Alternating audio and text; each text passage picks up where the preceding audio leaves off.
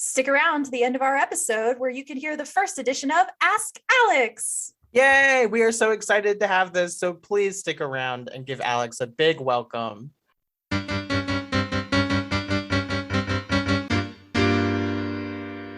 Hello and welcome to the Gotham Outsiders, our Batman book club, gathering all the people who've wronged me together on an island so that I can form a locked room mystery. I'm your host, Bat Obsessive Chris, and laying down all his money betting on who's gonna win, good or evil, my co-host, TJ. Hi, everyone. I am your Chris proclaimed Batman acolyte. But we can't be on this mystery island alone. We've got to invite other people to help us solve the mystery, maybe with some special anagram skills.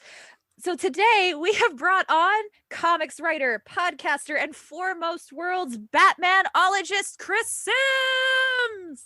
Hello. Hello, Chris. How are you? I'm good. I'm very excited to be here. We are so excited to have you here. I've never talked to a Batmanologist before. That's true. It is the great thing about it is you can apply that name to yourself. And if you do enough of it, like if you do it long enough and you write enough words about Batman over the years, people just kind of eventually have to agree with you on it. I think I could try to call myself that, but I don't think anyone would believe me. Well, if you start now, then in like 35 years, TJ, you can call yourself Dick's assologist. Okay, that's fair. You're an expert in that's my Dick major. Grayson's ass. So. a large body of work on the subject. Oh! And we've read Glenn Weldon's Caped Crusade. We love that book. Chris has a very personal connection to it. And did I hear a rumor that you consulted on that book? Yeah, actually, I'm in that one. It's funny because Glenn and I were like Twitter friends, and he hit me up and he was like, "Hey, can I talk to you for my book about Batman?" And I was like, "Absolutely, that's what I'm here for." That's so exciting. Yeah, and we ended up talking for about an hour, and he's a great guy and like super knowledgeable. Obviously, if you've read that book, I love the way that book is structured. Yes. But I think maybe like 2 sentences of our conversation ended up in the book, but it was a fun talk. Yeah. And I have quoted that book on several occasions writing things. So. Yes, that book is probably the reason our show exists, basically. So, yeah. I have 2 copies. I have an ARC that he sent me that I use for note taking, and then I have like a nice copy for my shelf. Oh, that's so wonderful. Chris Sims, I think we're going to call you Sims going forward, just like your wife, if that's okay. That is fine. That's what my wife calls me. Okay. Yes, we're doing that because every time TJ says Chris, both Chris and I look up, I imagine, and go, huh? Yes. We have Chris, Christopher, Morse, Chris Sims. Too many Chris's. What's up with that? Yes, Christopher Morse and I have formed the Chris Cabal. If you want to join it, Chris Sims. It's basically, it's an unofficial cult of just people named Chris. We don't really do anything, but we love a cult, so we started one, Is Chris like a mantle, like Batman? What do you mean? You want to take up the mantle of Chris? No, TJ. It is. It's more like being one of the main families of Gotham. You have to be born into being a Chris. I wish I had picked a book from later in the Morrison run that was drawn by Chris Burnham. Then we could really have some fun. Maybe one day we can get Chris Burnham on, and then the cult will grow. I don't know. After this book, we're going on a Morrisatorium.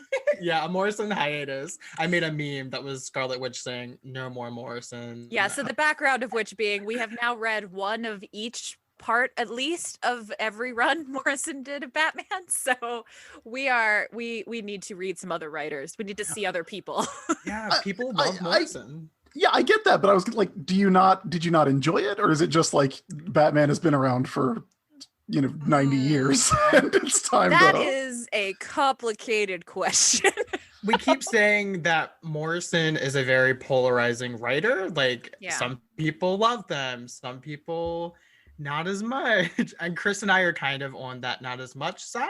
But I do love their new X-Men run. So yes. Oh, Sam, if you've read X-Men 92, I haven't. I need to. For anyone who doesn't know, my writing partner Chad Bowers and I, we wrote a comic called X-Men 92 that was everybody thought it was an animated series tie-in. I don't know why they thought that when Marvel definitely deliberately made them think that in the solicitations and made them all very angry with us that that's not what it was. Oh no. But the gag of it was, what if the 90s didn't stop and all the stories that happened after the 90s just kept happening? Ooh, I love that. So we have like in our first run, which was a miniseries, like we have the 90s Cassandra Nova. Oh, like wow. if Cassandra Nova had appeared in 1991 instead of 2001. Amazing. Yeah. That sounds good. I've been meaning to check this out, but you got me. Yeah. It's a really fun book. We did some really some stuff that I'm really proud of in that one. I still think it's got a lot of fun. That's so exciting. And to answer your question, yes, we both love the Morrison X-Men. I like Batman Inc. We've liked less some of the other Morrison stuff we've read for the show. There's like fragments I really enjoy. Like the first 3 issues of Batman and Robin were very good. I wanted more of that throughout the whole rest of the Batman and Robin run. Batman Inc. I enjoyed that last Batman Inc. volume. An issue here and there, but besides that, I'm a record on repeat. But just for you to hear, like, to me, I feel like Morrison's Batman is very like big action, and the character driven stories that I like are kind of there, but I feel like they get lost along the way somewhere. That's really interesting to me because Black Glove and R.I.P. are 2 of my all-time favorite Batman stories. Yeah. And I have read a not inconsiderate number of Batman stories. Yeah, we love talking to people that have a different perspective on Morrison. I think it's nice to have both, I think. So yeah, today we're talking about Batman R.I.P. by Grant Morrison, if you're listening and don't know already. And of course, Tony Daniel, the artist. And before we get into that, and Sims telling us why he loves this book so much, I'm excited to hear. Chris, do you have a game for us? Why, yes, I have a game. And as we were discussing before the show, this game has evolved past trivia to become a strange miasma of questions. And that is even more true tonight than usual. So we are going to start off with everyone's favorite part of this game. And by everyone, obviously, I just mean me. Okay. We're going to play person most likely to. Oh, okay. In this part of the game, what I'll have you do is I will give you a question and you will tell me the person in the Batman universe who is most likely to do this thing. There isn't a wrong answer, or there isn't a right answer, but there are frequently wrong ones. Only one of us is a Batmanologist, so... But you get to make your case for why you are correct. And this time, instead of person most likely to, it is villain most likely to. Ooh. As we have learned from both the Court of Owls and from R.I.P. Batman, villains do love to pretend they're related to Bruce Wayne. Yes! So, if you had to pick one of the current rogues gallery of Batman villains to be revealed to be a possible secret Wayne, who would it be and why? So, this is going to reveal myself to be a Cassandra Clare reader. Okay. Oh, no. I already know your answer. I know. I think this, I would find it funny and very tragic. I would like to see, of course, it's not true because this is never true when it's revealed. They're never actually related. They're never actually related. Give me an arc where Selena is revealed to be possibly his long lost cousin or some bullshit. And there's just so much angst and oh my gosh, I can't even believe I went there. Yeah, as soon as you said I'm a Cassandra Clare reader, I was like, he's gonna do incest. He's gonna do it. I did it. What's wild is that would be the second Catwoman is related to another Batman character reveal, and I think the third secret family reveal that she's ever had. Who was the other character that she was related to? She is, I believe, at least in the previous version of the DC universe, she's Carmine Falcone's daughter. Oh, I did not know that. That is a Jeff Loeb joint. Oh, Jeff Loeb. Oh, wow. So Yeah, I'm gonna be thinking about this forever. Why is there's probably a fanfic that happens in, right? that feels Of that my feels- answer. Yes, of your answer. So I went there because I knew I wasn't going to win this round. So I was like, how can I pick an answer that's going to be memorable and stand out? That's what I came up with. I like it. I feel like I'm imagining Bruce Wayne angsting over being in love with his possible cousin. Is that what you decided she was going to be? Yeah, I felt like cousin was pretty a safe one. Well, he did used to date Batwoman in her Yeah. previous iteration. I know Yeah. she wasn't his cousin then, but still. Yes. Anyway, Chris Sims, do you have an answer that beats secret incest plotline? I don't know. That's a hard one to beat, I think. Riddler. Because who has stronger little brother energy than the Riddler? That is so cute. Like, no. I'm good at coming up with this stuff too. Mom says you have to solve my riddles. If it was revealed that he was secretly his brother and the whole time has just been trying to prove himself, that would be the cutest backstory for the Riddler ever. Yeah. I actually love both of these answers, so it's a tie. It's a tie. Yeah. All right. You did do it. You got me with the Cassandra Clare of it all. Chris Sims, do you know who Cassandra Clare is?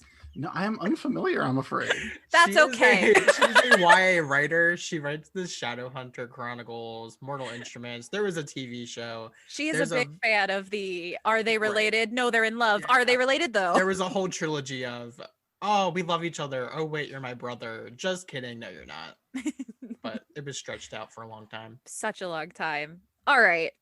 Well, in this volume that we read, Batman and other people talking about Batman make the bold claim that he is prepared for everything.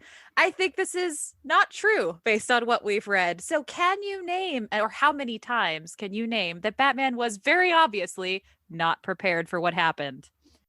When his parents died. You can't tell me he was prepared for that. The last time. From that point on. All right, that was the easy one. What a cruel jab at this tiny child. He should have been prepared. Come on. Oh, I feel like that's you now sound like you're from the Court of Owls. You're like, when you weren't prepared when your parents died. I love it. Okay, that's a point for TJ, undeniable. Yeah, like have you read Nightfall yet for the show? We have not. Is that the one where Bane breaks his back? Yeah. And I was gonna say, well, he obviously wasn't prepared for that, except that he was, because one issue before Bane's first appearance, Chandra Kinsolving first appears. And if you don't know what happens with Chandra Kinsolving, I am not going to spoil it for you. Yeah, it's a wild time. Yeah. I have no idea. It's do you want me to spoil it for you? You can if you want to. So Chandra Kinsolving has magic fix your broken back powers. Oh. Which sounds like an X-Men ability if ever I've heard one. Yeah. And that's how Batman got his back fixed, is Chandra Kinsolving used her magic telekinetic back fixing powers on him, but it like destroyed her mind in the process so that we don't have to worry about her anymore. Like she's just off somewhere. Whoops. Yeah. Wow. She's not the only woman whose mind has been destroyed by having any interaction with Batman. But anyway. I just watched an episode of the animated series where he got transported to a alternate reality where his parents are alive, and he was freaked out. He was not prepared for that. I love that you're just like, anytime it has to do with his parents, not prepared. Now, are you talking about that one with the Mad Hatter? Yes, yeah, where he figures out that he is in a dream world because he can't read, but that's actually not true. That was a theory that was around in the 90s. Yes. I thought you were about to tell me, well, here's why he was prepared. And I was like, oh no. I mean, he got out of it. He did get out, but he had to figure it out. Yes. All right. So do we have no more answers? Because I feel like you both have left one really big one on the table that comes up in this run. Ooh. Is it when he gets transported back in time? No. Because I thought that was going to be in this one, but it wasn't. Before R.I.P. Oh, I have it. Okay. Okay. When Damien showed up. Yes. Yeah. Never Okay, prepared for hang a on. secret actual child. Hang on. He's just not prepared for any sort of like intercourse. Hang on. If there's one thing we know for a fact that Batman is prepared for, it's to have some kid show up and start living in the Batcave. Yes, That's fair. But he was Like, not. he has facilities. He has staff. He was not prepared to actually not choose to adopt one, though. That was the thing.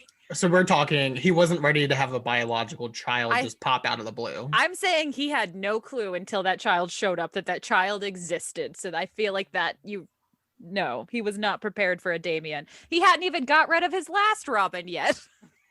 Look, you say that you say that he didn't know about him, but he does know enough to announce that it is in fact a retcon of Son of the Demon and not the actual events of Son of the Demon. That's fair. So you're contesting this point? I am contesting. All right. Even with that point contested, though, TJ did come up with 2. Chris, do you have, or Sims, do you have 2? You can do it. Okay, let's see. Two times that Batman was not prepared. Or maybe just something he didn't know. Literally just read this one today. Like went back and was looking at it because it's a favorite. It's another Morrison story. But when the Batman of the 853rd century comes back from 1 million months in the future, 1 million months from 1938, he uses telepathic octopus kung fu on Batman, and Batman has no defense to that. Imagine. And that's how Batman gets knocked out and transported into the. He should have been prepared. He should have been prepared. If Morrison they were writing that. Yes, they were writing that one. I was going to say, if Morrison was writing that, he would have been prepared. But apparently not. That is, that's a run that famously begins with Batman being the most prepared.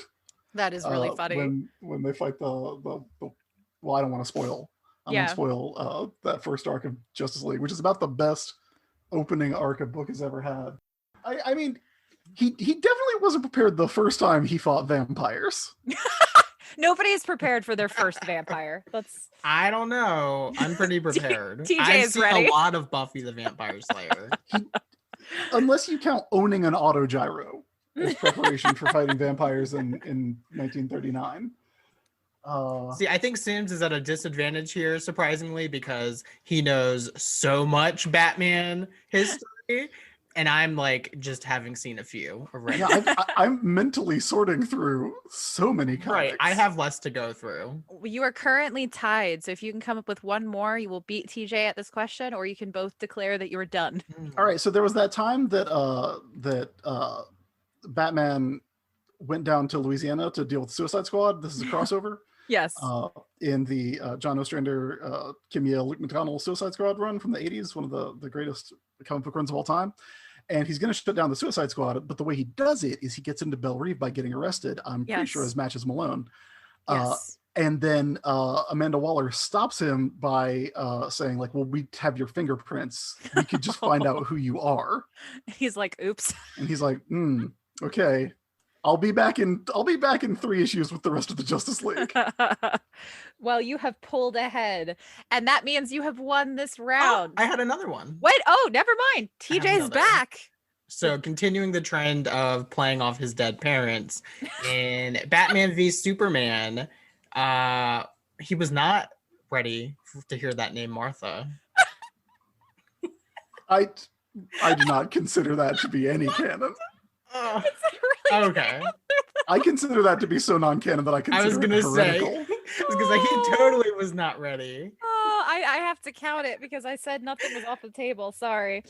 Oh my goodness. Okay. Well, in that case, he wasn't prepared for the heartache of Miss Kitka being revealed. There you go. Actually be the arch villainous Catwoman.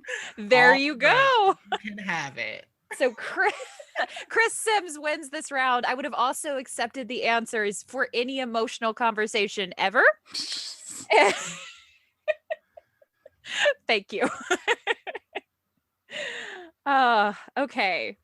So for our final question, it is a creative challenge. If you were bored and fabulously wealthy, like the Black Loves, and you We're unable to do anything good with it. So just off the table, any kind of like charity. What would you do, bored and wealthy, on an island, probably? I would. I already have an island. You what? Oh no, no. In this scenario, In this scenario, do I already have an island? I was like, Sims, do you already have an island? No. Because it feels like you should have led with that. I would either have the island reshaped into the form of my own head, or failing that, I would have a hot air balloon in the shape of my own head. I love that. built. I love that. So I feel like that's the most fascination with your head. No, it's just like it's the most supervillain thing to do is to really have Oh, okay. building So we're or trying to balloon be shaped evil? like your own Is that what's head. happening? I mean, I just said you couldn't do anything good with it. Chris Sims just went straight. Okay, then I will do evil. There's no But neutral. okay, it is a correlation, not causation.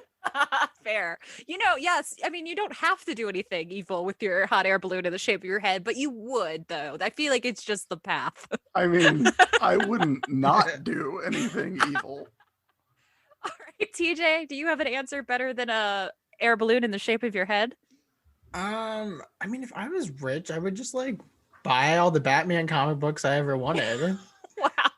and have a giant library. And then if I have to be evil, I would burn it. Wow, that's so cool. Yeah, make you watch as I burn all those Batman comics I just bought. Why do Now- you hate me specifically? Now, would the library also be shaped like your own head? That is And I if not, like, what's mean- even the point? No, it's gonna be shaped like your head. Oh, Like- even better. Yeah, you're welcome. and then you burn it. Yeah, and then I'll burn it. I mean, that would be kind of cool, actually. I mean, it sounds amazing and weirdly targeted, but It'll okay. be my revenge for when Sims inevitably wins this game.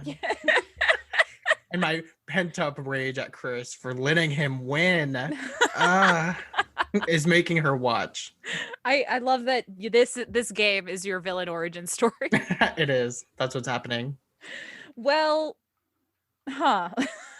I don't even know how to award points for that one. It feels like if I don't give you both a point, I'm playing into TJ's evil plan.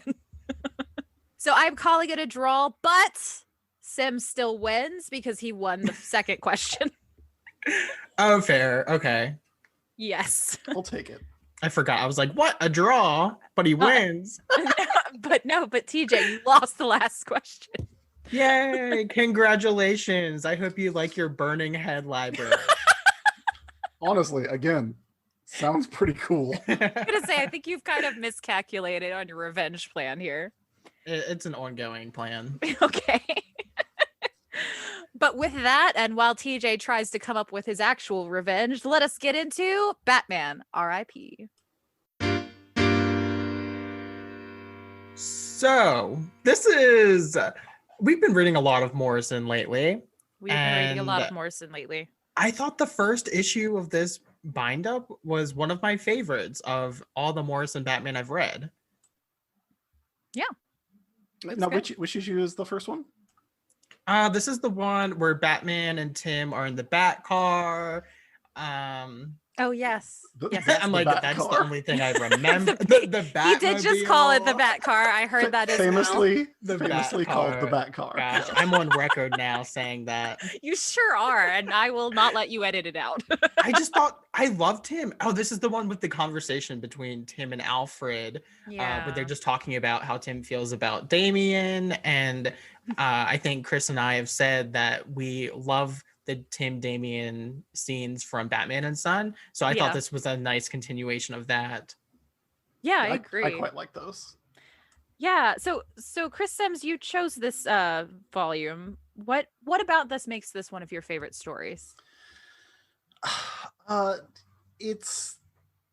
I mean, I hate to just play into your hands.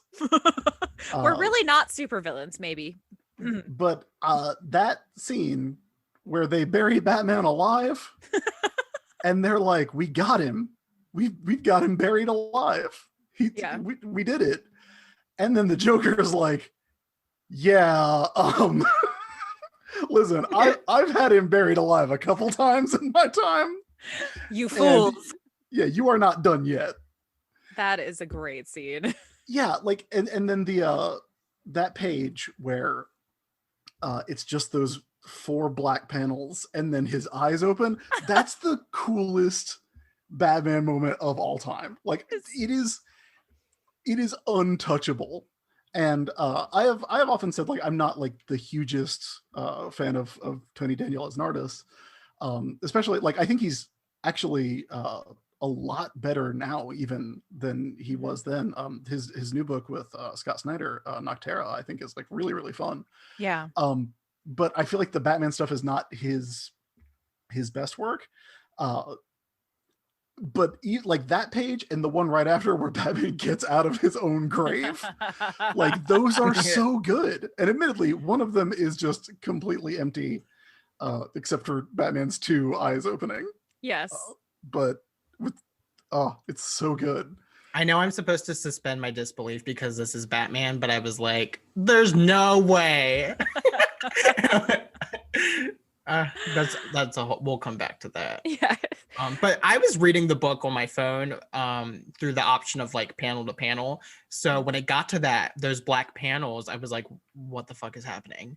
And I had to like zoom out and go, oh, okay, these are supposed to be black. And so I feel like that impacted my reading of that page specifically. You asked what, like, you said I couldn't do anything good if I had Black Glove money or Bruce Wayne money. Yes, but I did say you couldn't do anything good.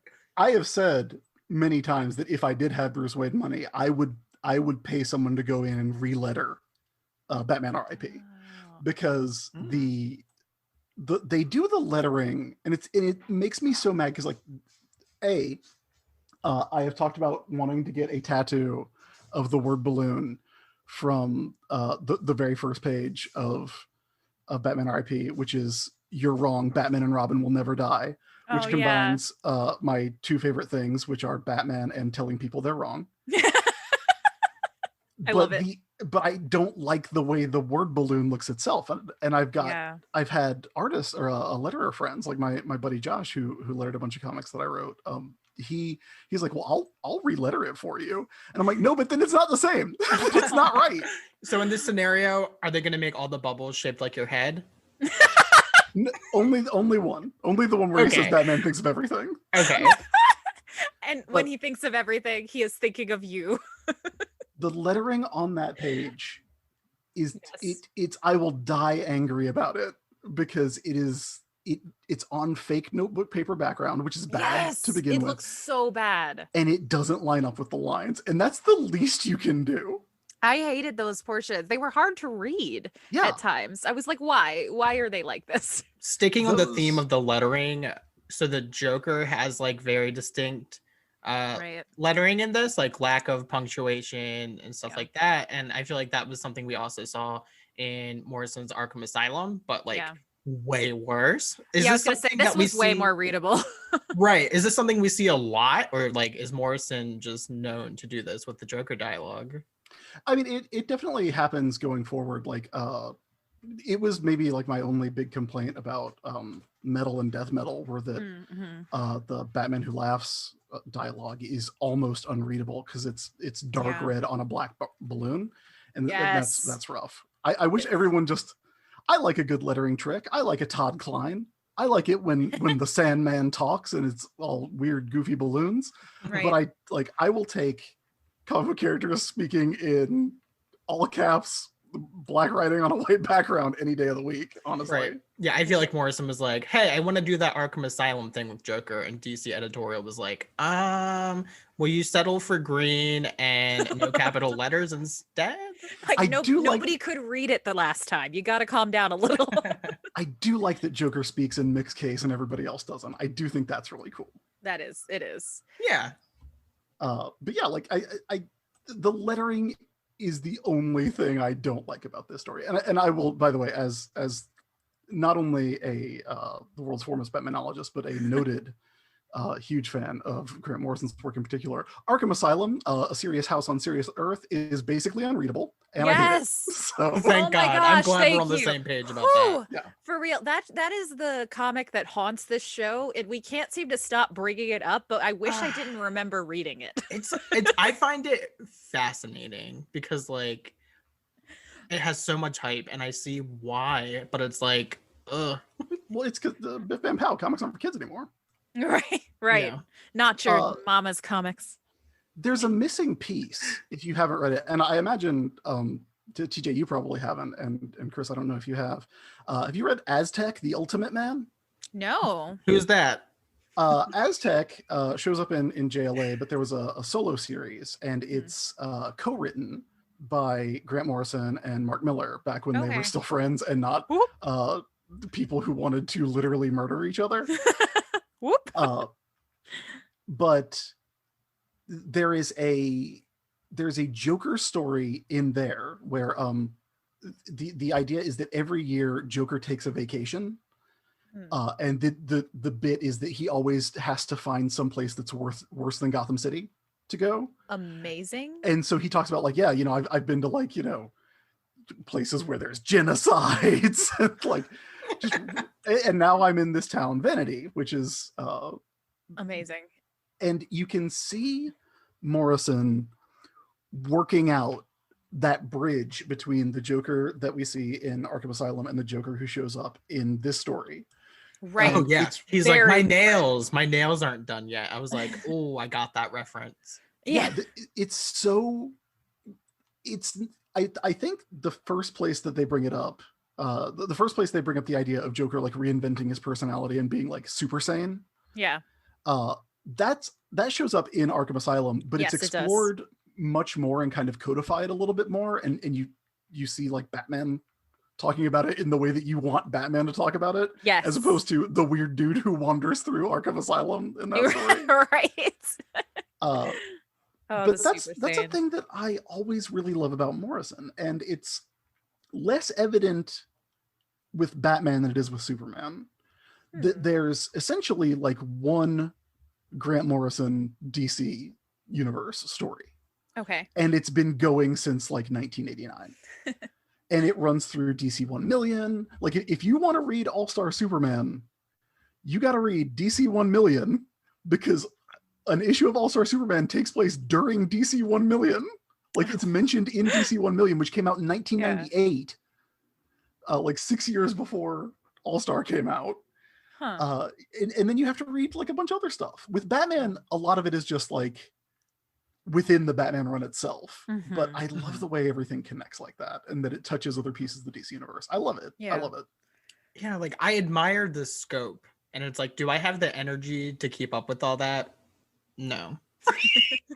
But I admire it, and I see like someone who has been around for the Batman lore for so long. Like we keep talking about how Morrison was pulling in so much like Batmite and different little things like that. Like I can see why at the time people were like, oh my god, this was revolutionary, nothing like this has been done before.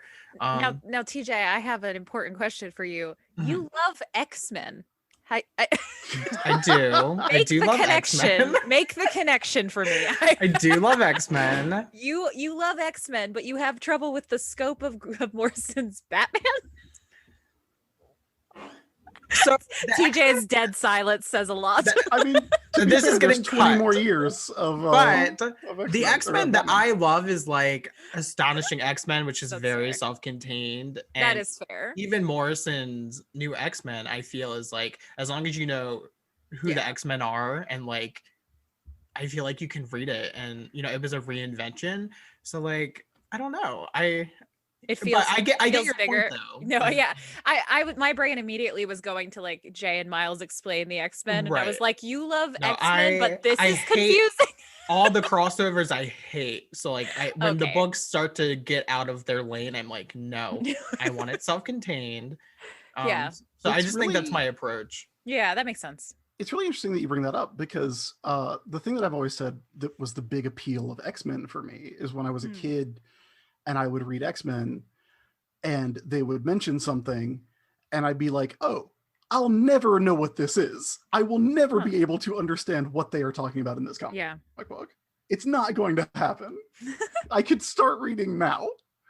And weirdly enough, that was appealing to me as a kid. That there was so much to learn and so much to explore for someone who's like obviously mega obsessive about all this stuff. Like, the idea of being able to constantly read new stories and constantly learn new things and have pieces of these characters fall into place for me. I loved it. Yeah. And Black Glove in particular, like until R.I.P. came out, Black Glove was like my favorite Batman story. Yeah. Because I love the Club of Heroes because it's real. And by real, I mean like it happened in Silver Age comics. Right. Yes. Yeah, that makes sense to me because, you know, I've said very on record that Grant Morrison's not one of my favorite Batman writers, but this is not why. I have never had a problem with okay, I'm not going to know what this reference is. I'm just going to roll with it. Because when I started comics, I think I've said on the show before, I just started reading whatever the library had. So I was reading from this continuity and that continuity, and I was just like, it's fine. I'll either figure it out or I won't. And famously, the first Batman comic I ever read was Batman Eternal, which people keep telling me is a wild place to start. That is a wild place to start. But I loved it. I was like, oh, who is this? Okay, this character, I want to know everything. Now, is that the one where Azrael comes back, or is that Batman Batman Eternal? He's in that one. Yep. Oh, Azrael. I love Azrael. I'm glad he showed up for like a hot second in this one. As soon as they started going, we need someone to be Batman, I was like, oh, Azrael. You talking about when they go down to Santa Prisca and Azrael's there? In this one where he's flashing back. No, I mean in Batman Eternal. Oh yeah. It makes no sense, but I was like, who's this? Okay, I accept it. I mean, on the subject of like the thing I was just talking about, like you do see a little of that in these stories because Knight and Squire are reintroduced in JLA, and then they show up in JLA Classified where they fight the Cheetah. Right. And then it turns out Batmite is also a Cheetah, but he's a good Cheetah, but he's also from the fifth dimension because that's where the Cheetah come from. You know, which is imagination. Yeah, because the fifth dimension's imagination. So you better read that New 52 Action Comics run as well. That was my favorite bit. I was like, where are you from? Are you in my imagination? The fifth dimension is imagination. Yeah. I was like, the fifth dimension is the friends we make along the way. And then you, but that's what's beautiful, right? Because Batman's from the fifth dimension. Because Batman, both metatextually and textually, is from the fifth dimension. Yeah. Like he's a product of imagination in our world, but Batman in a very real sense. And this is a thing that I've written about before.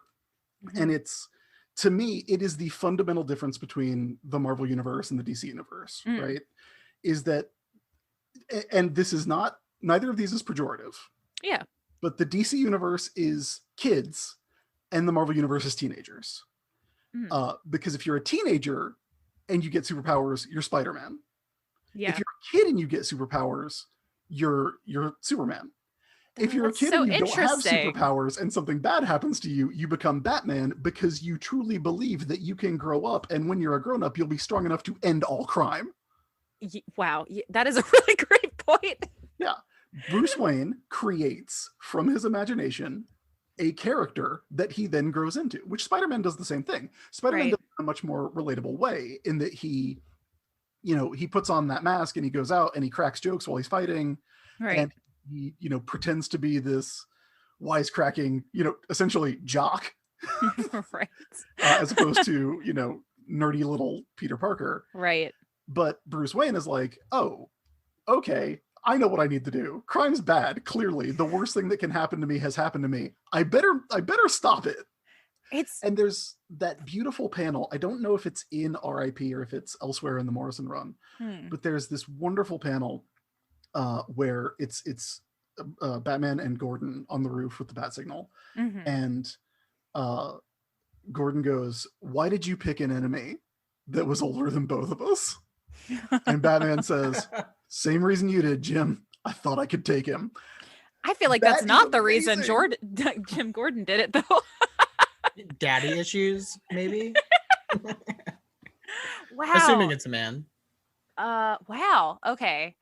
I'm now thinking about Batman as the superhero that a child comes up with. That really puts it into context. Yeah, because what is Batman, right? Yeah. he's the smartest, strongest, coolest adult. He has a dad, but he's his dad's boss. So his dad can't actually tell him what to do.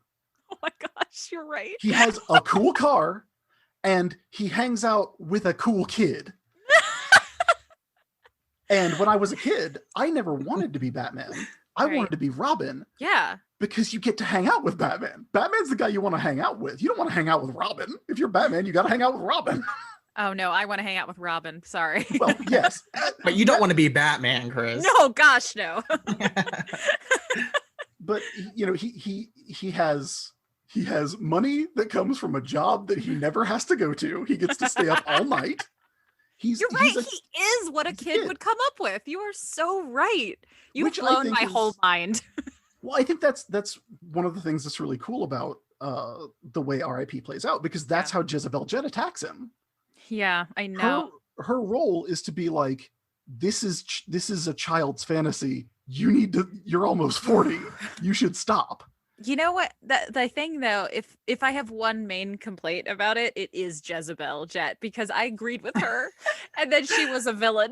I know. What part did you agree with though? Okay, but she's like, Batman, you are fabulously wealthy. Have you ever considered doing good with it? And Batman's like, shut up. Okay, but this is I was recently on a show. My friend Aliza does a show called It's All Fandom. That's all about fandom. Yes. And for her holiday show, she did a Festivus show where you could come on and air your fandom grievances. And I came on and talked about why doesn't Batman do good things with his money is the worst take. Okay. No, I agree generally, but in this one, he doesn't say like I actually am, because that's usually my defense when I talk about it in later runs, like Snyder run and whatever. He is actually explicitly doing good things. Usually it's because someone else is running the business, though. Let me just say, it's usually because like Tim or Lucius is running the business that good things are happening. But still, usually there's something happening. In this point, it doesn't seem like she's wrong about him, because he's kind of like, yes, that's a good point. Except that in his universe, you have to engage with the premise of the book, which is that Batman is by definition a good thing. Like, the book is built around Batman, and the fundamental idea is Batman being around is a good thing. It is an unambiguously good thing, because somebody's trying to poison the reservoir, and somebody got to solve these riddles. I don't disagree. It's obviously, you're on a Batman podcast. We don't disagree. Oh, no, yes. I'm having this argument with people who aren't here. That's fair. But I think if we're looking at it from like a realism perspective, we're like, oh yeah, she's making sense. But if we were on the street in Gotham, like, here's my defense of this. I'm not done. Okay, go on. Here was my thing. I actually did not care about Jezebel in Black Glove. I thought she was mostly pretty boring, as I said the last time we read it. But we get into this one, and I was like, oh, I love her. Which, you know, looking back, I should have been warned, because the minute I started loving her, I should have known she was going to be a villain, much like Bruce. But I was, when she was like, here we have this woman. She is from another country. She is a woman of color. She is telling Batman, a white privileged straight man, straight, theoretically straight man, you know, to check his privilege. But then she ends up being a villain. And I was like, don't like it. I was not invested in Jezebel. I thought she was just going to be another like throwaway name. But then at the end of the Black Glove volume, you know, she finds out who he is. And I just really liked her attitude. And I was like, ooh, more of this coming up in R.I.P. And then we get here and I'm like, okay, where are we going with this? She's making some points. And then it's like, just kidding. She's a villain. She's Talia, but slightly darker. Yeah, I know. I was It didn't feel good. How familiar are the both of you with Silver St. Cloud? Not at all. I'm aware of the name. Yes. Because that's kind of Silver's deal. And Silver is she's my favorite Batman love interest, even though we all know that there's only one woman in Batman's life. That's right. Yes. Lady Justice. But Silver St. Cloud being the love interest who's like, I can't deal with you being Batman, so I'm out. And deciding like for herself, like, no, like this is not what I want. Like Bruce, I love you. You're a good dude. I'm not going to tell you that you shouldn't be Batman, because again, someone's trying to poison the reservoir right now. Right. But this is not a life for me, and you will never stop.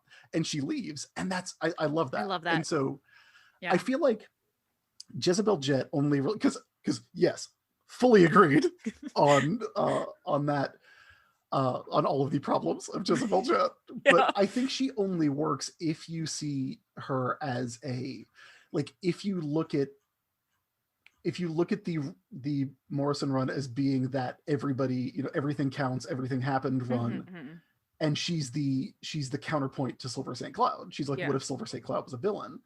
Yeah. And that's hard to do if you haven't spent 30 years reading every Batman story you can get your hands on. And I mean, they reference Silver, and they reference another love interest too at one point in this. It's Kathy Kane, right? Pre-cousin Kathy Kane. Yeah, they talk about Kathy Kane, and Julie Madison gets mentioned. Yes. Yes, she shows up in the flashbacks, or the hallucination flashback period. So they reference the fact that he has other girlfriends that have all known he was Batman, which I have questions about as well. But I guess I feel like it's just we just came off reading Black Glove, where Talia is problematically written, and then we get Jezebel, who is problematically written, and I'm like, Grant, maybe make your women villains. They have the same exact voice. I was like, come on, at least make them different. Because but how much more interesting would it have been if she wasn't the villain? If her points were allowed to be something they discussed and explored, even if Batman ultimately, as you're saying, is I think I'm necessary.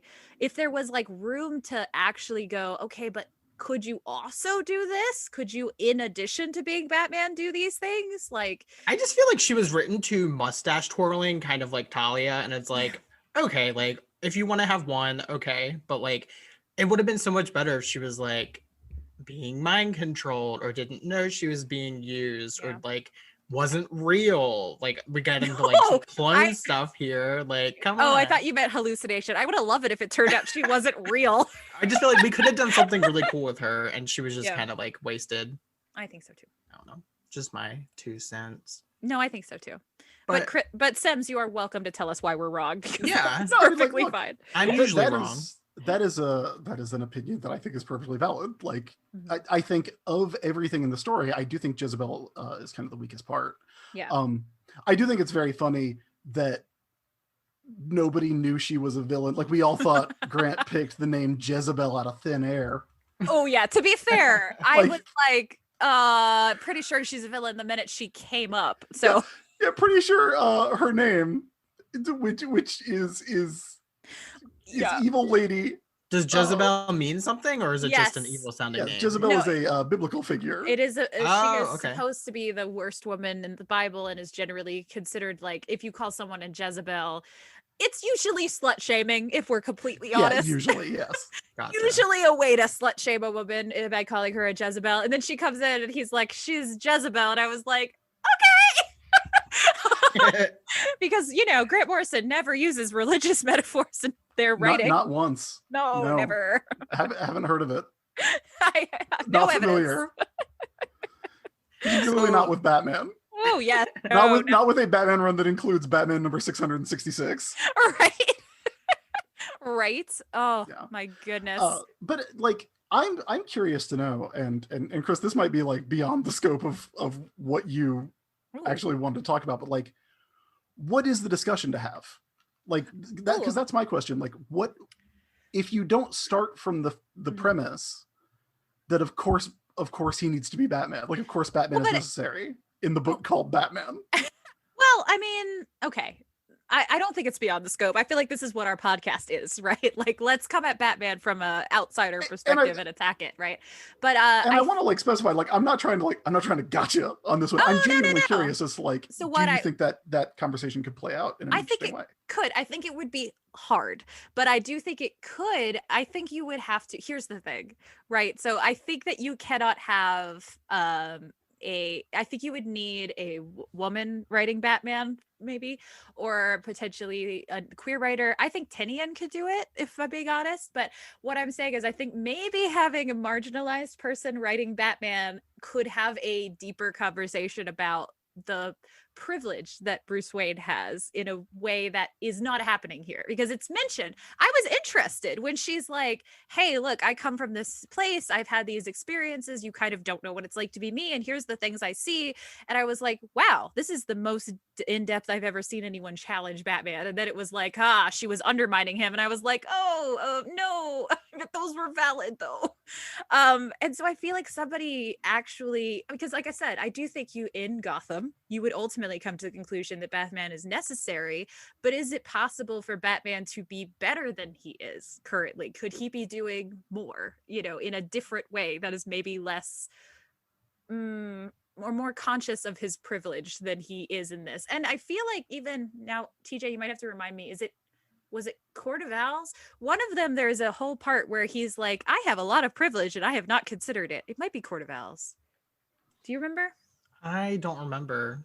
Okay, I don't either. Sorry. It was one of the ones we recently read where he actually kind of is like, oh yeah, it is. It's Court of Owls, because that's the one where he's like, I am Gotham, and literally Alfred has to sit him down and is like, dude, you have so much ego right now.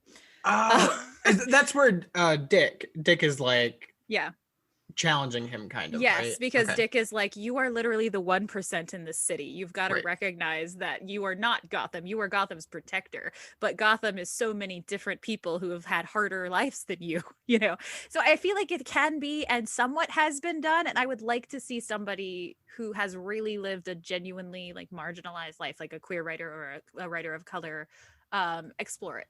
You are getting all of those things soon. Mariko Tamaki, she is a queer Asian woman.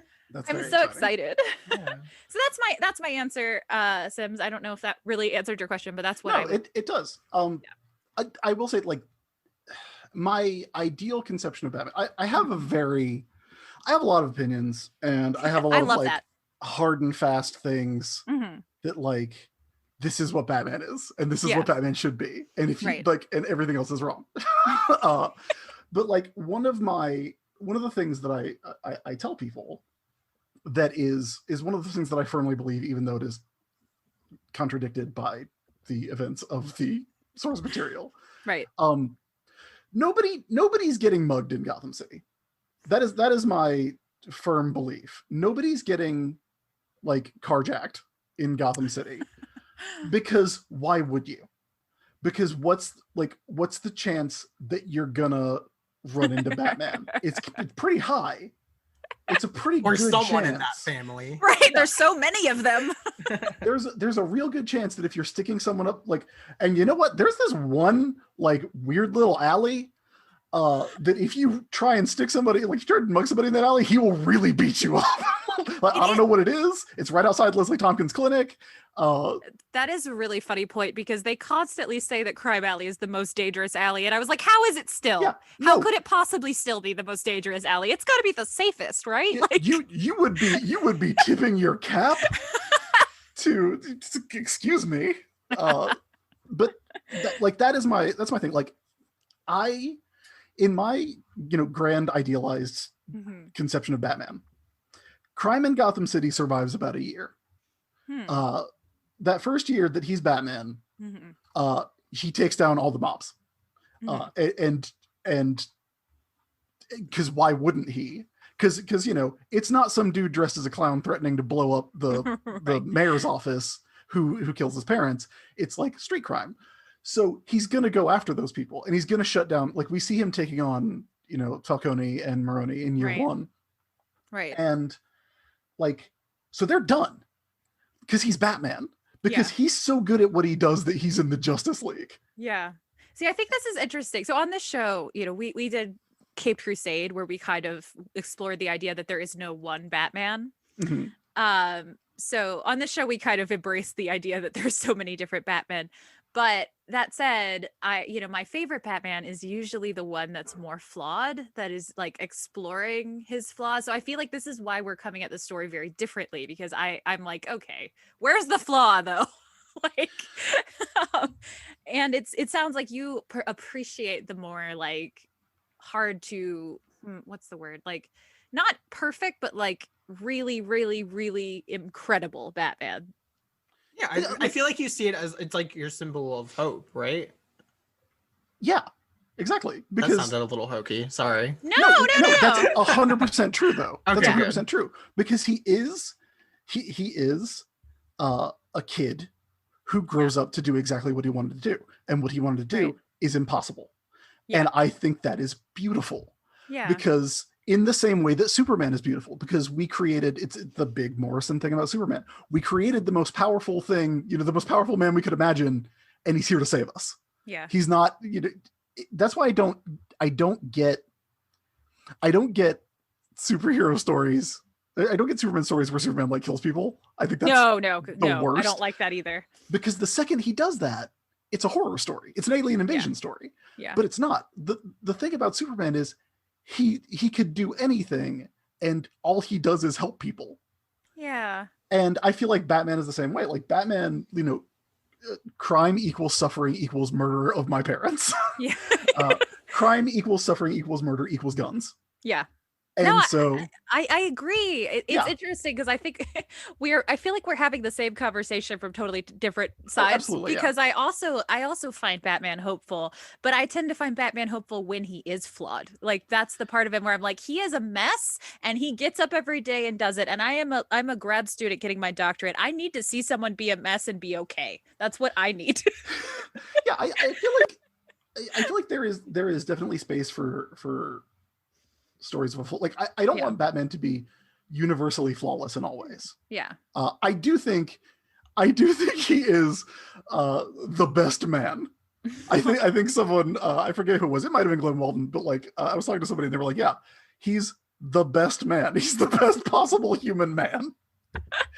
And to me that means like I feel like his flaws are going to come out in emotions, like his personal relationships, as opposed to this like Peter Parker is a guy who will always invariably make the wrong choice first. Yeah, right. Fair. Yeah. Peter's first instinct is always wrong. It's his first instinct is to, it's not my problem. Right. Like Matt Murdock is a character whose first, second, and third instincts are always wrong. Really true. Actually, we probably say that about the Defenders generally. Yeah. But whereas Peter makes the wrong choice thinking he's right, Matt makes the wrong choice knowing he's wrong and just not being able to stop himself. Batman is a character, and again, I think this goes back to the idea that I think he is and I mean this in no insulting or pejorative way. He's a much simpler character. Batman is a character whose first instinct is always right. Yeah. And unless I feel like is emotions involved. Unless there's emotions involved. Because I think he dedicates himself so hard to this one thing. Yeah. It's like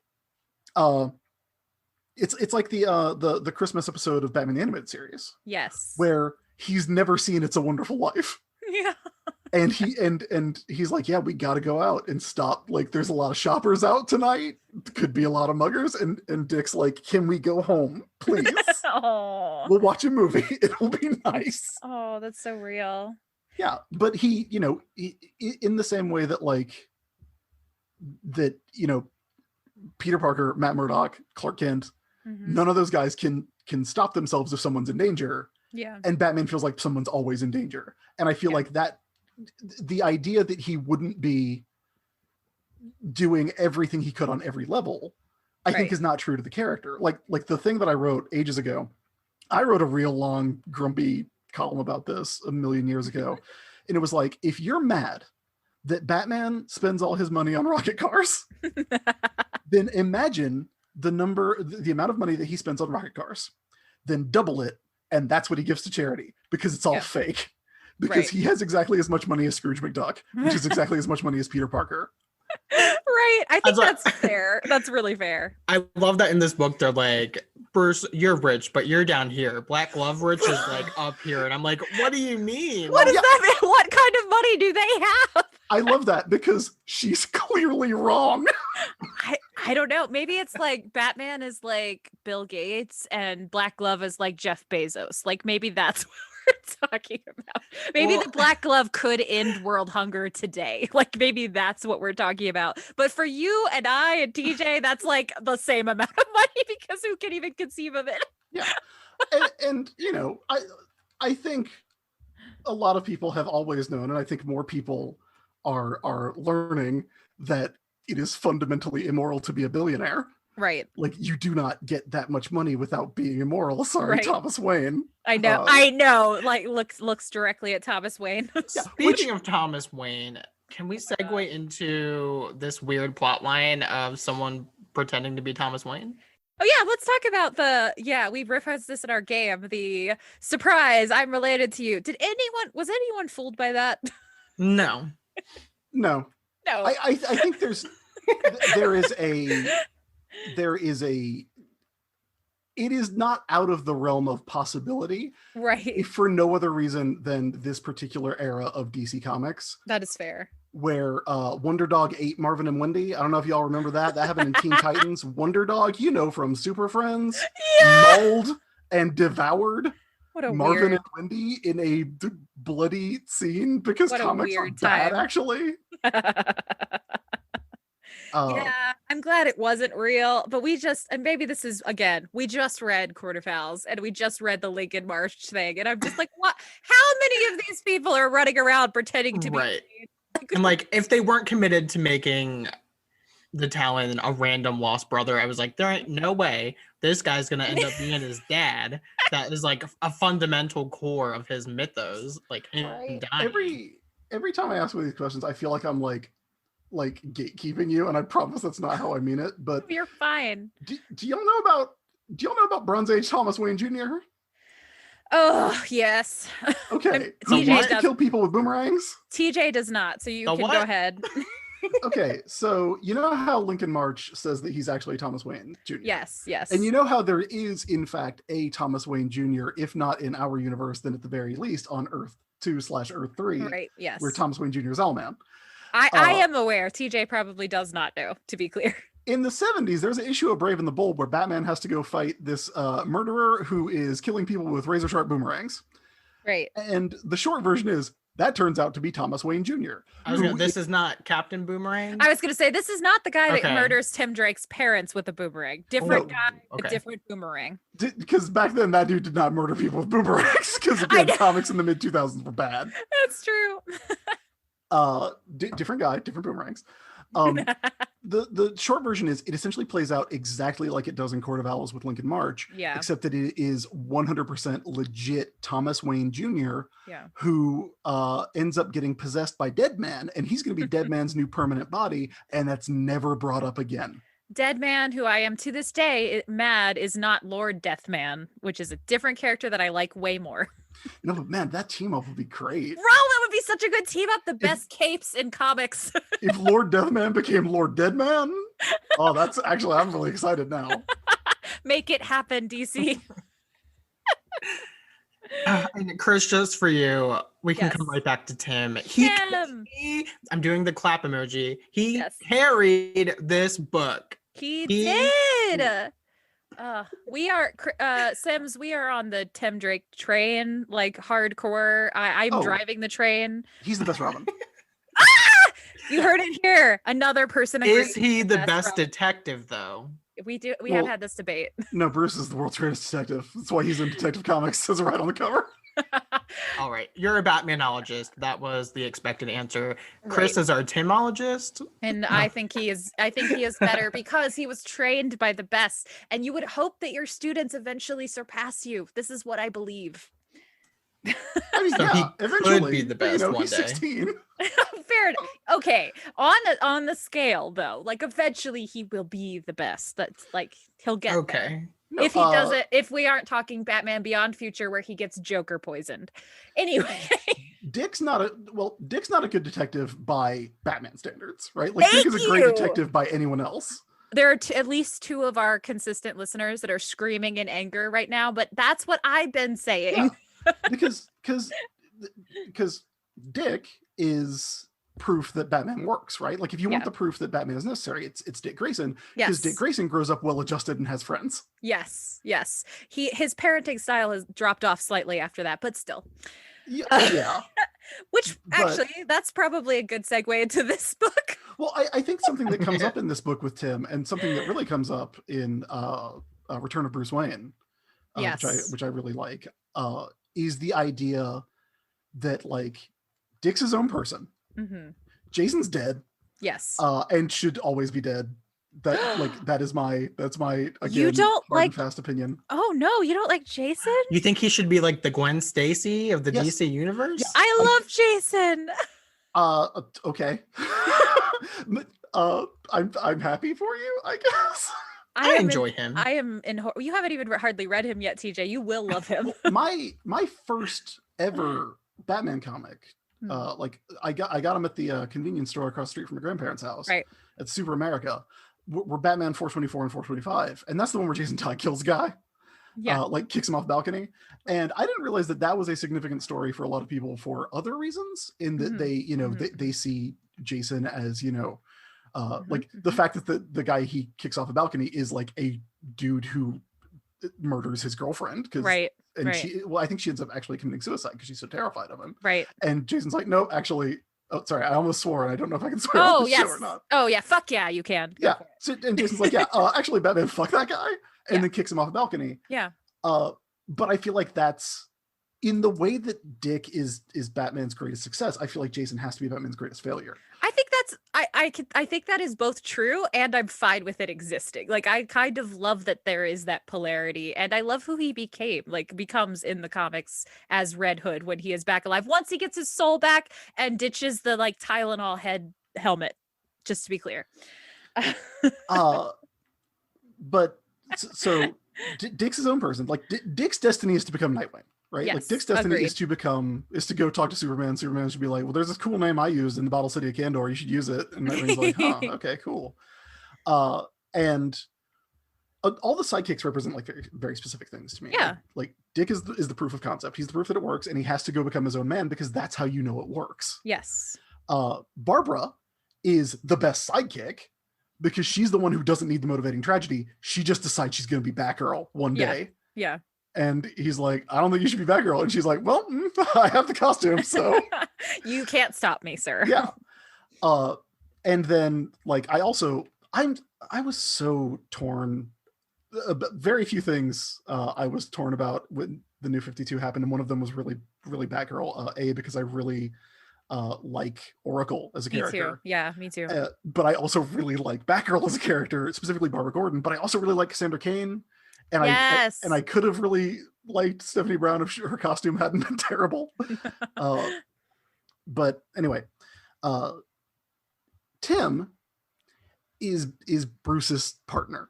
Yeah. It's the old line that I think he says it to Dick in like an early Tim Drake story. He's like, yeah, you guys wanted to be Batman. I wanted to be Robin. I know. Oh, it makes me cry. And I identify with that. I do too. And also it's like, yeah, which is why Damian's not a good Robin for Bruce. He's a great Robin for Dick because he's a little Bruce. Yes, I agree.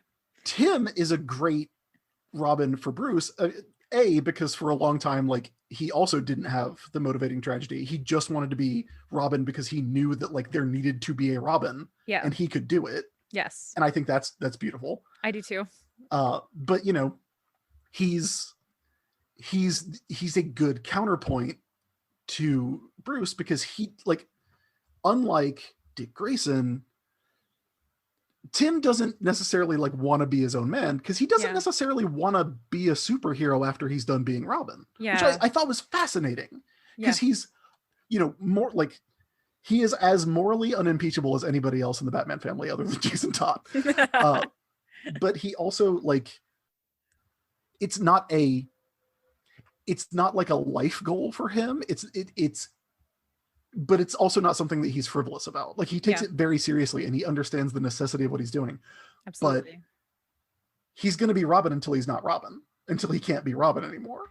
Yeah, I think that's what makes this arc, starting with Batman and Son going through here, so heartbreaking in a good way. Like I love it. I love the angst of it, where he is like feeling replaced and like trying to deal with, who am I if not Robin, and who am I in this family if I'm not Robin? And meanwhile, Damian's like, I will actually murder you if you sleep with one eye open adopted child. Which is why they have had no idea what to do with Tim Drake for the past 9 years. I know. And it's kind of accidentally worked itself out into this meta narrative where editorial doesn't know what to do with Tim Drake, and the plot line ends up being everyone forgets about Tim Drake. And my favorite of like when the writers write Tim Drake now is when they just make that canon where it's like, oh, Tim, we forgot to call Tim.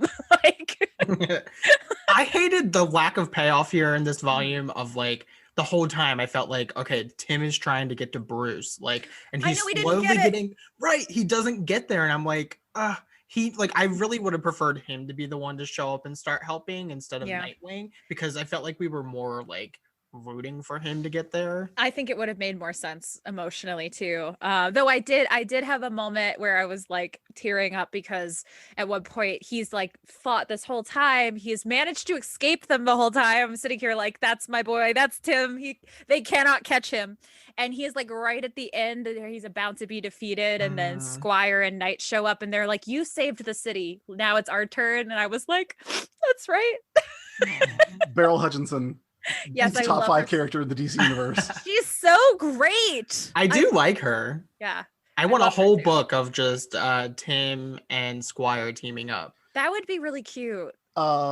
She is no longer Squire at this point in DC continuity. Yeah. Well, go back in time. No, she's not. She's Knight now. Yeah. She's the Knight. Okay, that's even better. Okay. Yeah. I love Knight and Squire. Like my dream DC project was like anything that has Squire in it, anything that had Beryl in it. Like I love her. I love her too. In Black Glove, the moment where Batman is like, she's the only one of these people that is like really good at her job, and she like kind of puffs her chest up, and then she's like, wait, but also yay. because like that's what's like, she also has like that perfect role because Cyril's a fuck up. Yeah, he is. Like he's he has this huge amount of pressure to take on his dad's heroic legacy, which he didn't, he decided to do because he saw Batman do it and he was like, well, shit, I can do that. And now Cyril has to do it because it's a family thing, but he kind of sucks. Yeah. And Beryl read every book in the library. I love it so much. Oh, I love it. Have you read the Knight and Squire series that Paul Cornell wrote? I haven't, and I need to. Oh, it's so good. They fight Jarvis Poker, the British Joker. Oh my gosh, I love it so much. Do you know that they have an American butler? Oh my gosh. That's so perfect. We've got to read this. We'll have to bump it up our list. It's extremely good. Highly recommended. I have to say that Cyril and Beryl do sound like, together as names do sound like Sailor Moon villains. Just gotta say. Yes. Love the part here when they all show up and save Tim, and he looks up and it's just like the village people. Is it weird that I have a Sailor Moon tattoo and I don't have a Batman tattoo? Oh, I love that. That's you so need great. that head bubble. I know, you need both. Yes, get the bubble, the word bubble that looks like your head but has the line in it. That's what you need next. Yeah. I want it. I'll do it like the cover to No Hope in Crime Alley. Perfect. It's Batman's head with that. We love it, but it's just you instead. So I came into this book. I've known about this book for a long time. Right. And I've always thought, okay, Batman R.I.P. Batman dies in this book, or something happens where at least all of the other characters think he dies. And like, I get to the end of this book and the crash happens. And I was like, okay, it just kind of ends. And we get into a little bit more stuff, but we get the reveal of like, no, like he didn't die there. And like, I was just so confused. So why is this book called R.I.P. if he doesn't die? And supposedly he does kind of die in another story after this? You mean you opened up this book and you thought it was going to be about Batman dying, and then you hit that first page where Damian says, "You're wrong. Batman and Robin will never die," and you didn't go, "Oh, I must have been wrong." No, it I did. did To be fair to TJ, Batman comics do love irony sometimes. So every once in a while, Okay. Batman says something dramatic, and I'm like, "Oh, you shouldn't have said that. You've cursed it." Well, like I thought that first page was like, okay, like we're gonna come back to this, and then after this moment, he will actually die, and it's gonna be really tragic. Like the irony of Batman and Robin never die, and maybe Robin then at the end being like, "Well, I was wrong," kind of thing. Well, like that page at the end, kind of the end, where Dick is holding his cape. That's Right. like a beautiful page, and I was like, That oh is actually shit, good. like they think he's dead. Like, oh my god, we have 2 issues left. We're gonna see them grieving, and then I was like, what? So what was the meaning of that page if they don't think he's dead? Well, it's Dr. Hurt says it. Dr. Hurt says, "R.I.P. Batman, rotten purgatory." Yeah.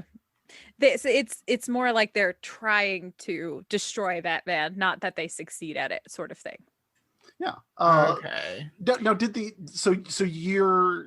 version you read did have the 2 Final Crisis tie-in issues? Yes. Okay. Yeah. Yeah, because look, you think the Black Glove is going to kill Batman? No, it's got to be the evil space god. Oh my god. Well, see, That's I was the level you gotta confused be at. going into those 2 final issues. I was like, oh, okay, is this a flashback to his treatment before R.I.P.? Or I was like, oh, did someone grab his body and like this That is treatment that was very now? valuable to space medicine. Yeah. Space medicine is important. Yeah. So, Which, by the way, that's another thing, is like there's so much context for this book. If you haven't read Robin Dies at Dawn, you should read Robin Dies at Dawn. It's great. It's ultimately like, it might be the first really good Batman story. Oh, I'll okay. add that to my increasing list. Yeah. So can we talk about this like isolation treatment issue that happens? Because Yeah, go for it. I'm gonna try. We get it a little bit in Black Glove, or we get references to it, but we kind of get to see it in this one. There's like I think it's a whole issue where it's what's happening and then his flashbacks, and we get this really when we talk about the Morrison trying to make everything canon, we get this sort of like, here's a flashback to everything that counts again kind of moment, which was fun, but also baffling at times. I'm not gonna lie. And I know most of those. I'd read most of those, and I was still like, okay, I'm putting it all together. I'm putting together the clues like on a conspiracy board, trying to follow this. What is going on at the end of this comic? Like, oh, the Evil Factory, Makari and Simeon, they have a lump in there. It's all fourth world stuff. I did actually understand almost every single reference in those flashbacks because of reading Caped Crusade. Yay, TJ, you were learning. Look at you. Now you're like Captain America. You're like, I got that reference. Yes. It was a wild time. The lump is the funniest name. I'm sorry. I thought it was Clayface for a hot second. It looks like Clayface. It is. I'm only.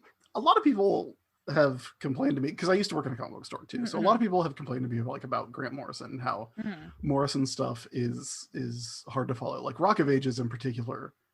People are always like, Rock of Ages is too complicated, and I'm like, no, you just have to read it. Like if you just like sit down and read it, you'll be fine.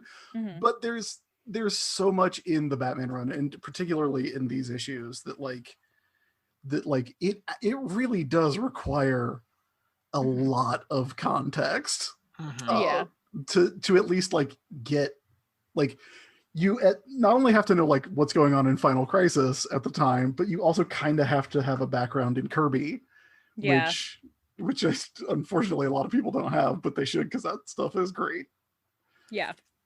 I shockingly enjoyed these last 2 issues more than most of the R.I.P. stuff. I did too, actually. I was very confused, but by the end I was like, okay, I figured this out. And I don't know. And I thought it was more character driven, or at least there wasn't.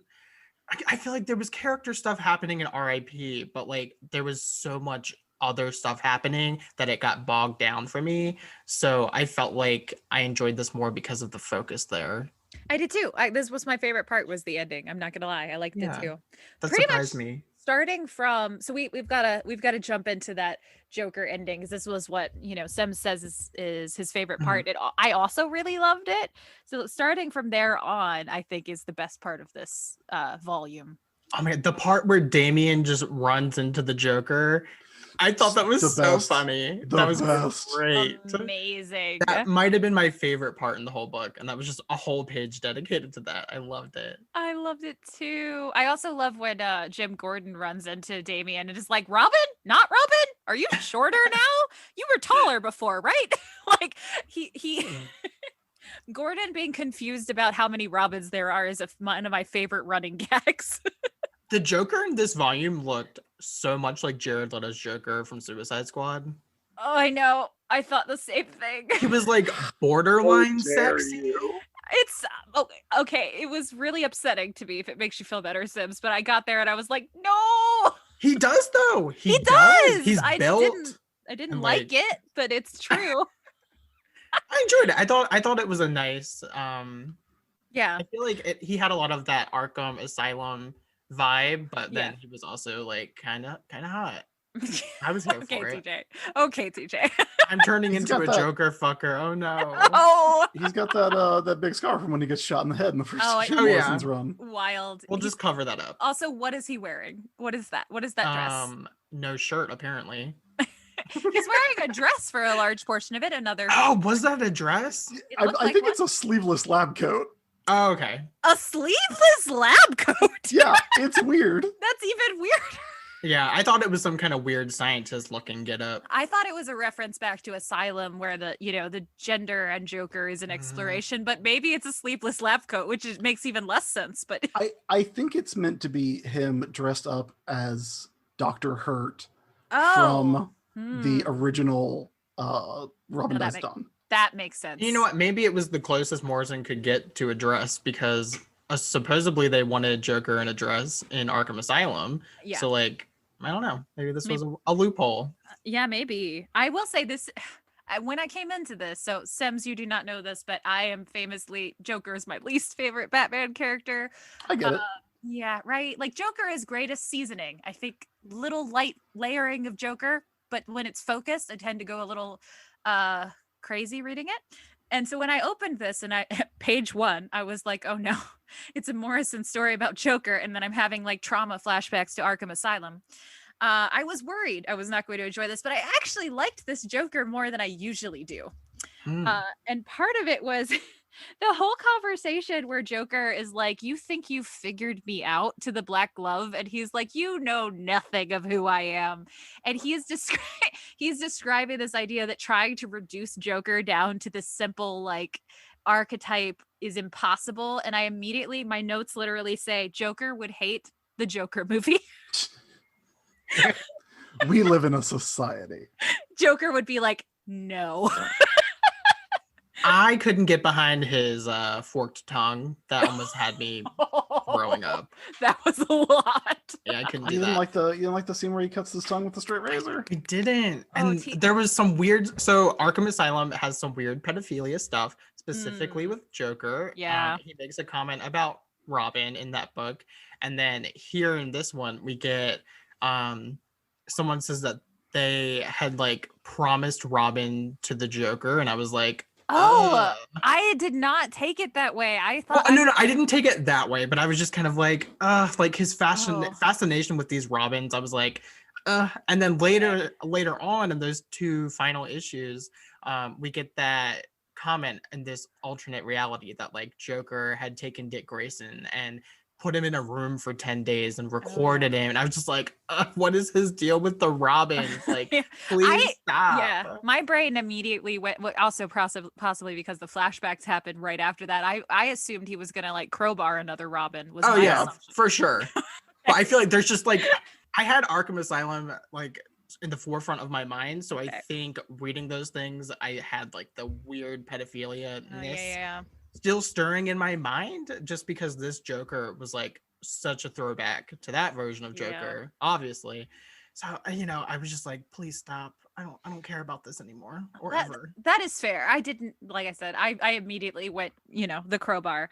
But Right. as to why he's obsessed with the Robins, I mean, I think that comes back to Joker wants to be the only person in Batman's life, right? Like the Robins are a threat to Joker's relationship to Batman. Yeah, that makes sense. In the way that like Harley Quinn doesn't actually exist for the Joker. I feel right. like everything it's everything orbits around Joker and Batman. Like there's nothing else that's real in his world.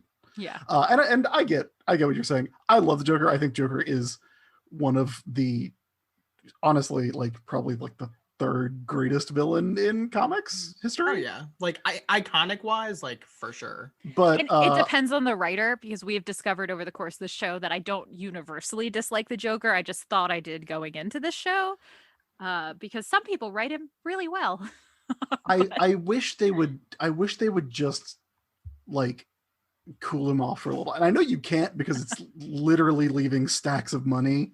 Okay, well, maybe someone could explain to me, and by someone, obviously, I mean Sims. Why is Joker rich? Because in this, he's like talking to the Black Glove, and he's like, "You think I'm poor, peasants?" Oh, because he's done a bunch of crimes. But like, okay, he goes. I don't know if you know this, Joker does a bunch of crimes. What? Yeah. This is the first I'm hearing of it. Be gay, do crimes. It's be gay, like, do crimes. It's okay. I feel like it's very similar to like that scene in The Dark Knight where he burns the pile of money because it doesn't matter. I was just about to say, does this version of Joker not burn his money? No, but okay, that's my question though, right? Because Joker does not stockpile money. Joker goes wild with his money. So does he currently have money, or is he just saying like, I have made enough money to be one of you? Well, what he says is, I think he says like, I've flushed more money down the toilet than you've ever seen, or something along those lines. I think that just objectively makes you not rich. I'm sorry, Joker. Like by their definition, you are not currently rich. But it's meaningless to him. Like the wealth in the way that like, you said to us, Jeff Bezos and Bill Gates are the exact same. Like to Joker, we're all the same because the money doesn't even matter. Because if he needs something, he's not gonna go buy it. So Joker feels like a sense of superiority because he's not bogged down by those. Yeah. Like wants, I guess. Because I don't even have to worry about it. My brain was immediately like, is there a Joker treasure planet? That's what I wanted to. Like, does he have a stockpile in case That's a good premise, though. If somebody's like, yeah, all the Joker's money that he's ever stolen. Right? My new headcanon is that he's an avid editor of Wikipedia because yes, apparently he uses it. That line was so funny. I wrote that down funny. too. That was when they're like, we can understand the psyche of Joker, and Joker's like, you understand my Wikipedia page. That line, and the one when Alfred at the beginning says that most of the criminals in Gotham are just the American Idol version of criminals.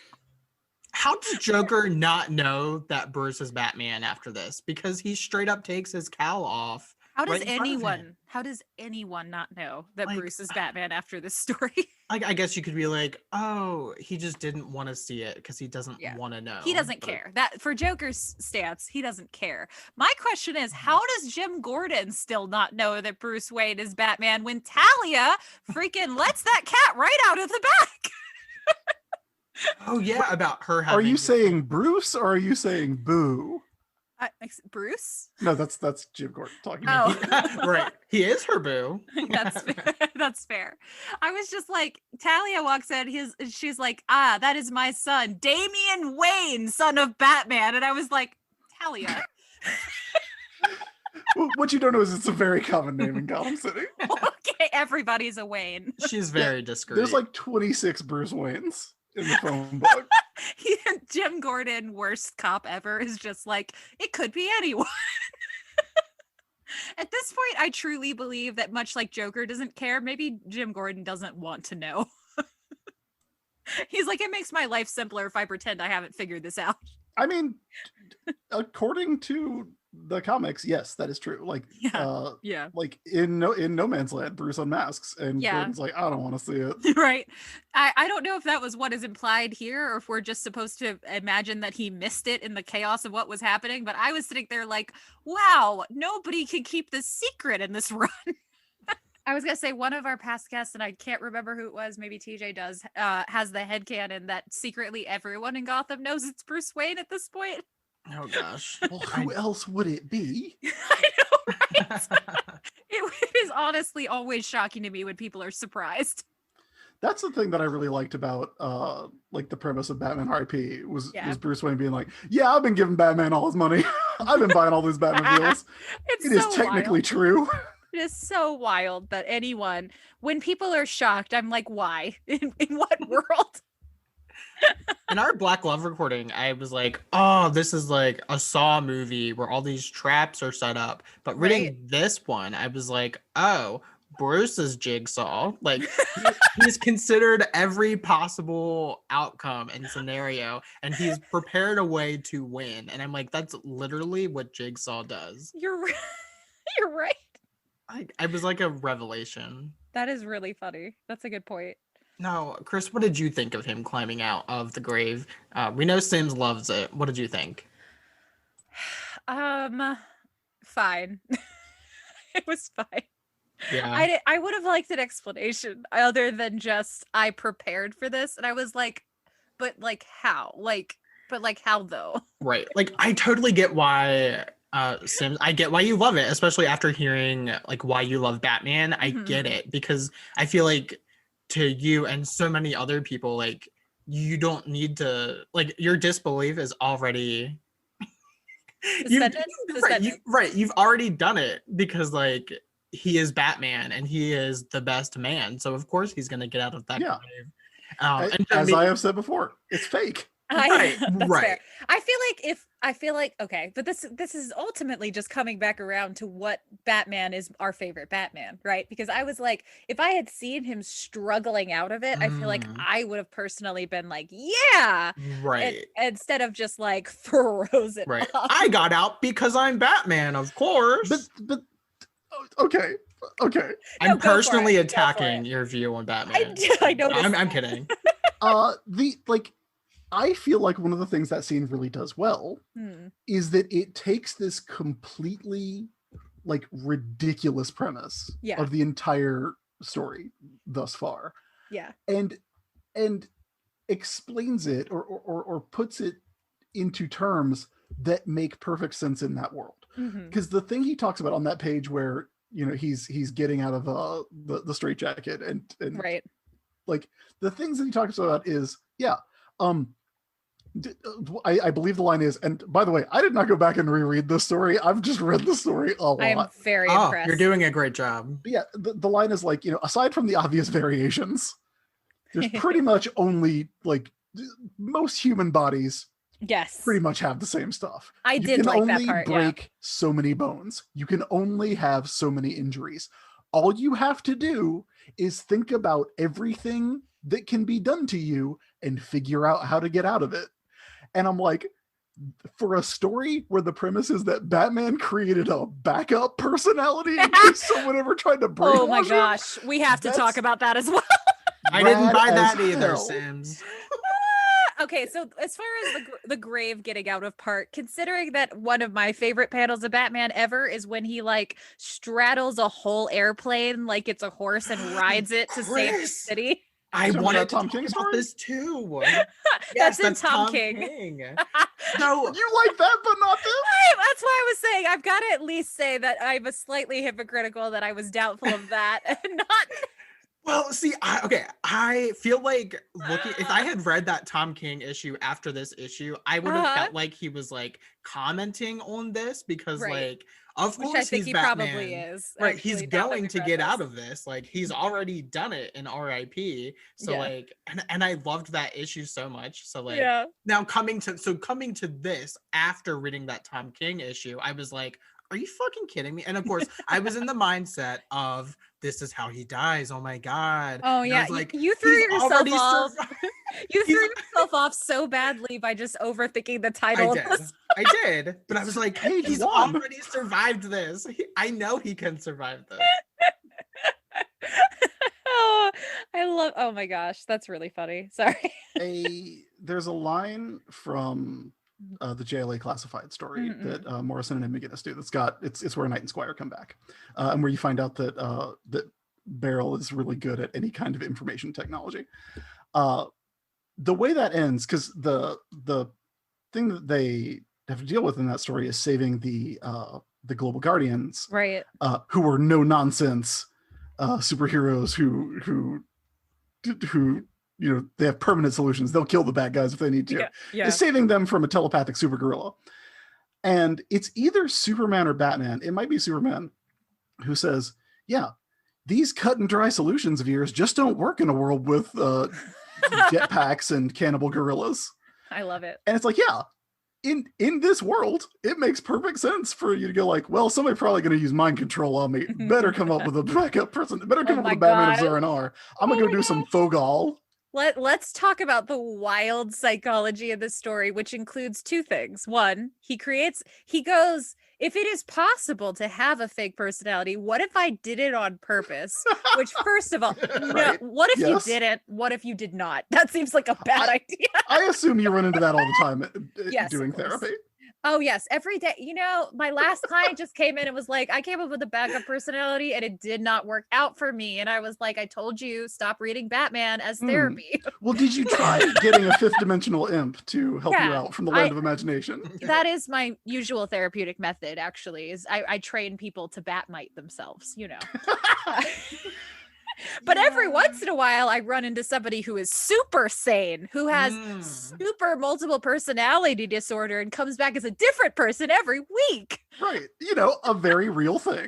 A completely normal thing. Oh my gosh. Yeah. I both hate and love that plot line where Batman's like, Joker has multiple personalities, so I should have one too, so I'm ready. And I was like, no. Yeah, but what you're leaving out is that he gets one by going to the mysterious East.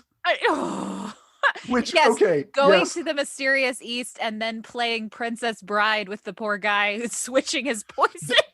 Okay. I was about to bring that up because that's another one of my favorite moments when he goes, "Oh, you blinked. I switched cups." Reflex. He goes, "I do that all the time." Yeah.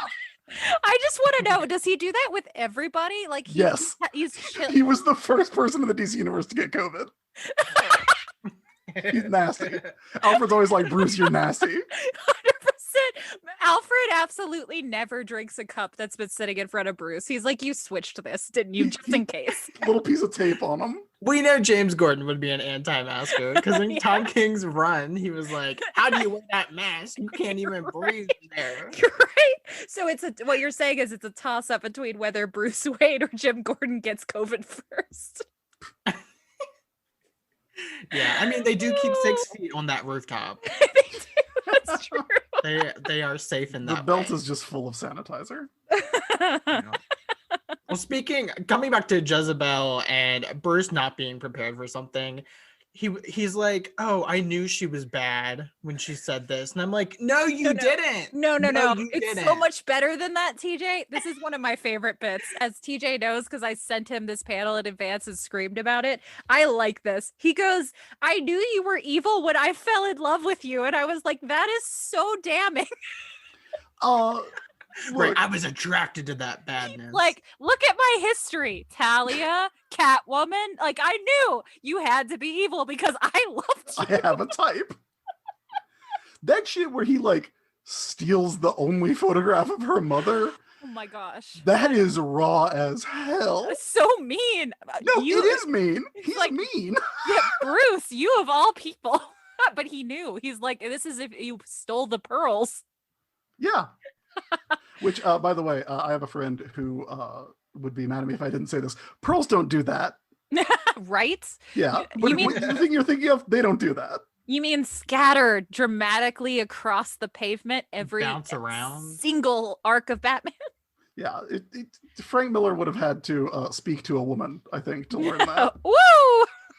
No. For what is legitimately like one of my favorite stories. Oh, It's just a shame that Frank Miller died in 1993, shortly after writing RoboCop versus Terminator. He vanished in the Bermuda Triangle. That's right. Oh, I legit was like, oh, I didn't know he died. TJ. It took me a second. Frank Miller and John Byrne and were on that boat in 1993. Chuck Dixon. No, Chuck Dixon just sucks. He just never existed. Chuck Dixon. See, I'm starting an urban legend on our Discord that Chuck Dixon is not one person, but many people, because you think many people would be able to write better than that. No, but the reason was this is genuinely true, and I cannot explain it. When I was a kid, the Chuck Dixon comics, I thought was a ghostwriter name written by multiple people, the same way like Hardy Boys was, and I don't know why. But this it's because the Hardy Boys were written by Franklin W. Dixon. That's what it is. Okay, so it drove me crazy because I was just like, Chuck Dixon is not a real person until I was like a teenager. So now I'm just trying to spread this rumor that Chuck Dixon is not a real person. We're gonna do it. That's the urban legend. The show's charts. That's good. I like it. Thank you. I'm also glad I was able to solve your problem with my that actually my trivia knowledge. You know what? You are Batman. You solved that crime. You are good at anagrams. Just in case I had to know. I've never seen you and Batman in the same room. That is true. You could be the personality that Batman created. Yeah. I mean, by calling yourself a Batmanologist, that's kind of like when Bruce Wayne was like, "Oh, I fund Batman." You know what? It's exactly like that. It's exactly like that. If you could see me, you would see that I am also like super ripped and do all kinds of karate. Oh, that's why your camera is on. I definitely don't have the body of someone who writes for a living. So you also do like hanging off of the sides of buildings push-ups. You do that as well. Yeah, and I sleep upside down. Oh yeah, okay. Batman 89.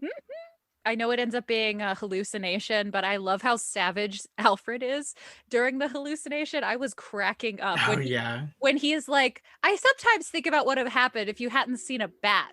And he's like, what if it was a moth? Or what if it was a this? And then he goes, or what if nothing flew in? And you were like, curtain man. Yeah, the curtain. That's a reference to a Bronze Age story. Oh, really? Yeah. Everything is a reference.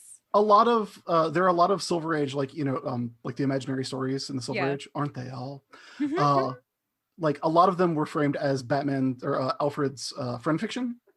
Oh. He would write about like he would just write some. What if this? What if the one about Batman and Catwoman having kids in the future, and the kid like Batman Jr. That's one of the ones that Alfred wrote in his little notebook.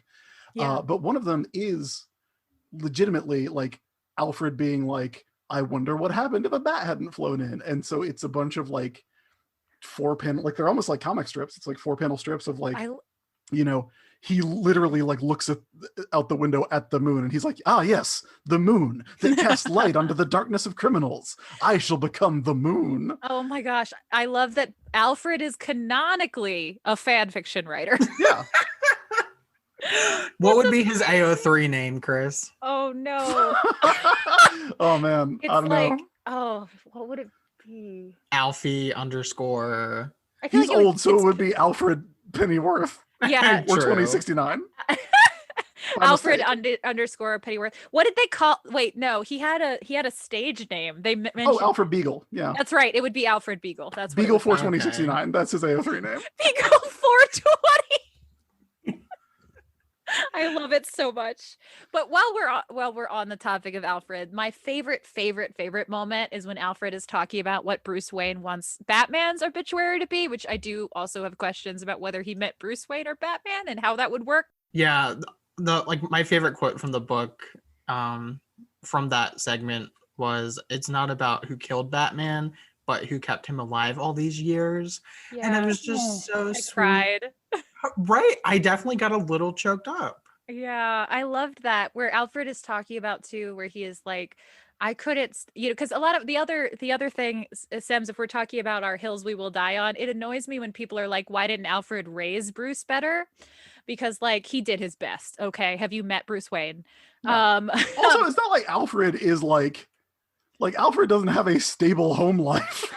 Like Alfred doesn't have a model of good parental behavior. What theater actor and former spy / soldier / medic Alfred is not stable? What are you talking about? He's amazing. Alfred who like resented his father for being a butler and hated him. Alfred, who literally has a daughter he didn't spend any time raising, but raised Bruce Wayne. Yeah, that Alfred. Who used to be the daughter of Alfred Pennyworth and Mademoiselle Marie. Yeah, exactly. The hill I will die on is after talking to Anthony Oliveira, he was like, Alfred's gay. Why isn't he gay? And I'm like, oh my God, you're right. He really should be. He should be gay. He should be gay.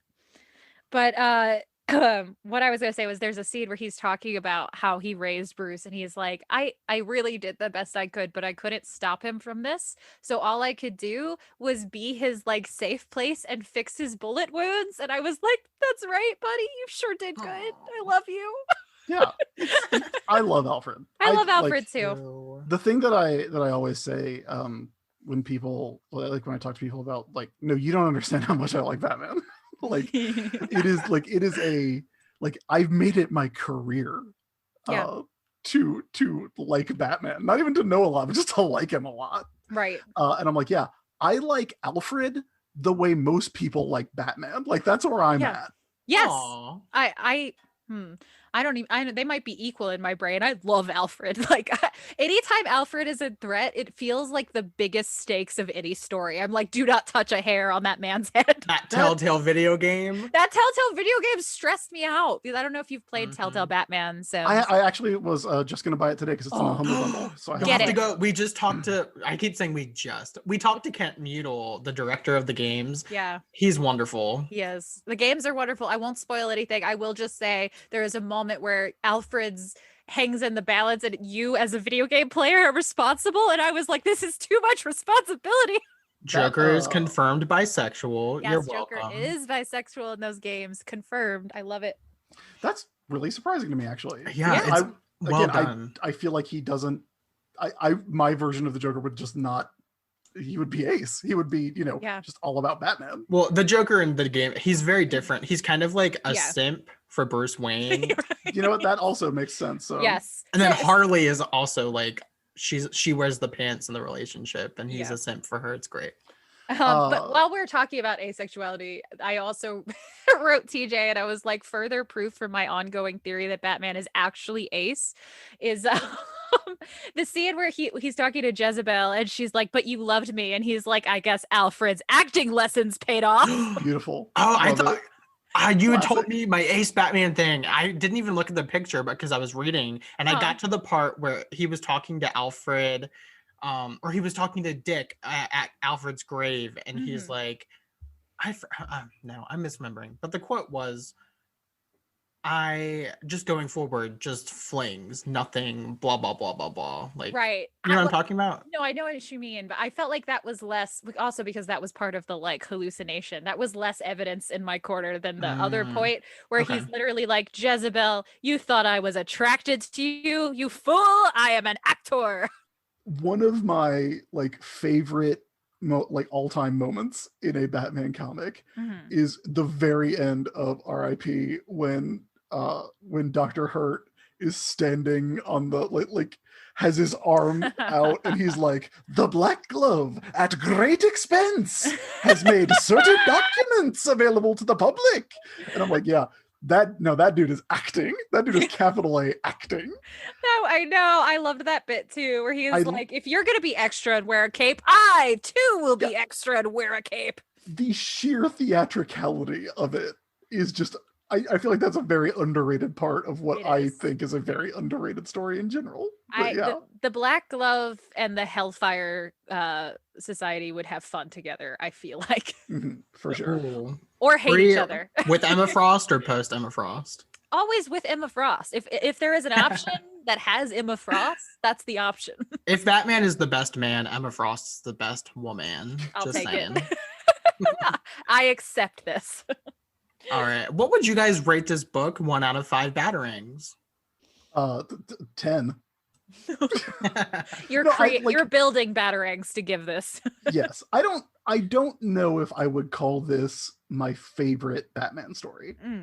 Because again, I've read a lot of them and I like an awful lot of them. And every time I'm like, I don't know if I actually like year 1 as much as I think I do. I think about that part where Jim Gordon throws Flash the bat and how that's like the rawest shit that ever happened in comics. I'm like, ooh, I do actually like that a lot, though. Yeah. So here's 5 more batarangs. They're shaped like your head. there we go. They're Sims rings. I'm never gonna let that go.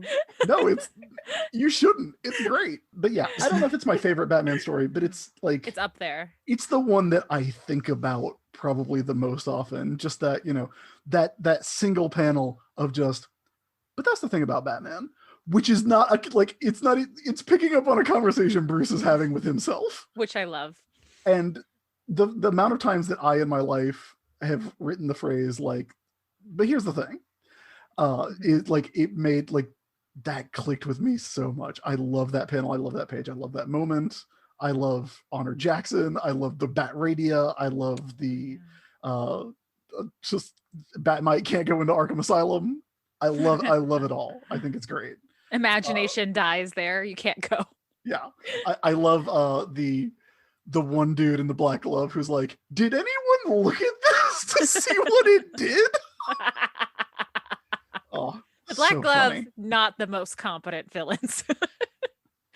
They are wealthy. They are not competent. Yeah. Chris, what would you rate this book 1 out of 5 batarangs? Oh, this is really hard because I think I didn't have fun reading it, but I did have fun talking about it. So I guess it's 3. That feels generous considering I was feeling really bad about it before, but Sims has pulled me along into remembering the things I did like. I have a problem with Morrison that I'm always in a bad mood after I read it, and I think that's part of it. Yeah, that's a good point. I'm never pleased or happy after reading Morrison. Yeah. So I guess that's a given. Anyway. But talking about it was fun, I will say. Yeah. And you rated Black Glove 2. What now? 2 batarangs. Okay. This one has gone up.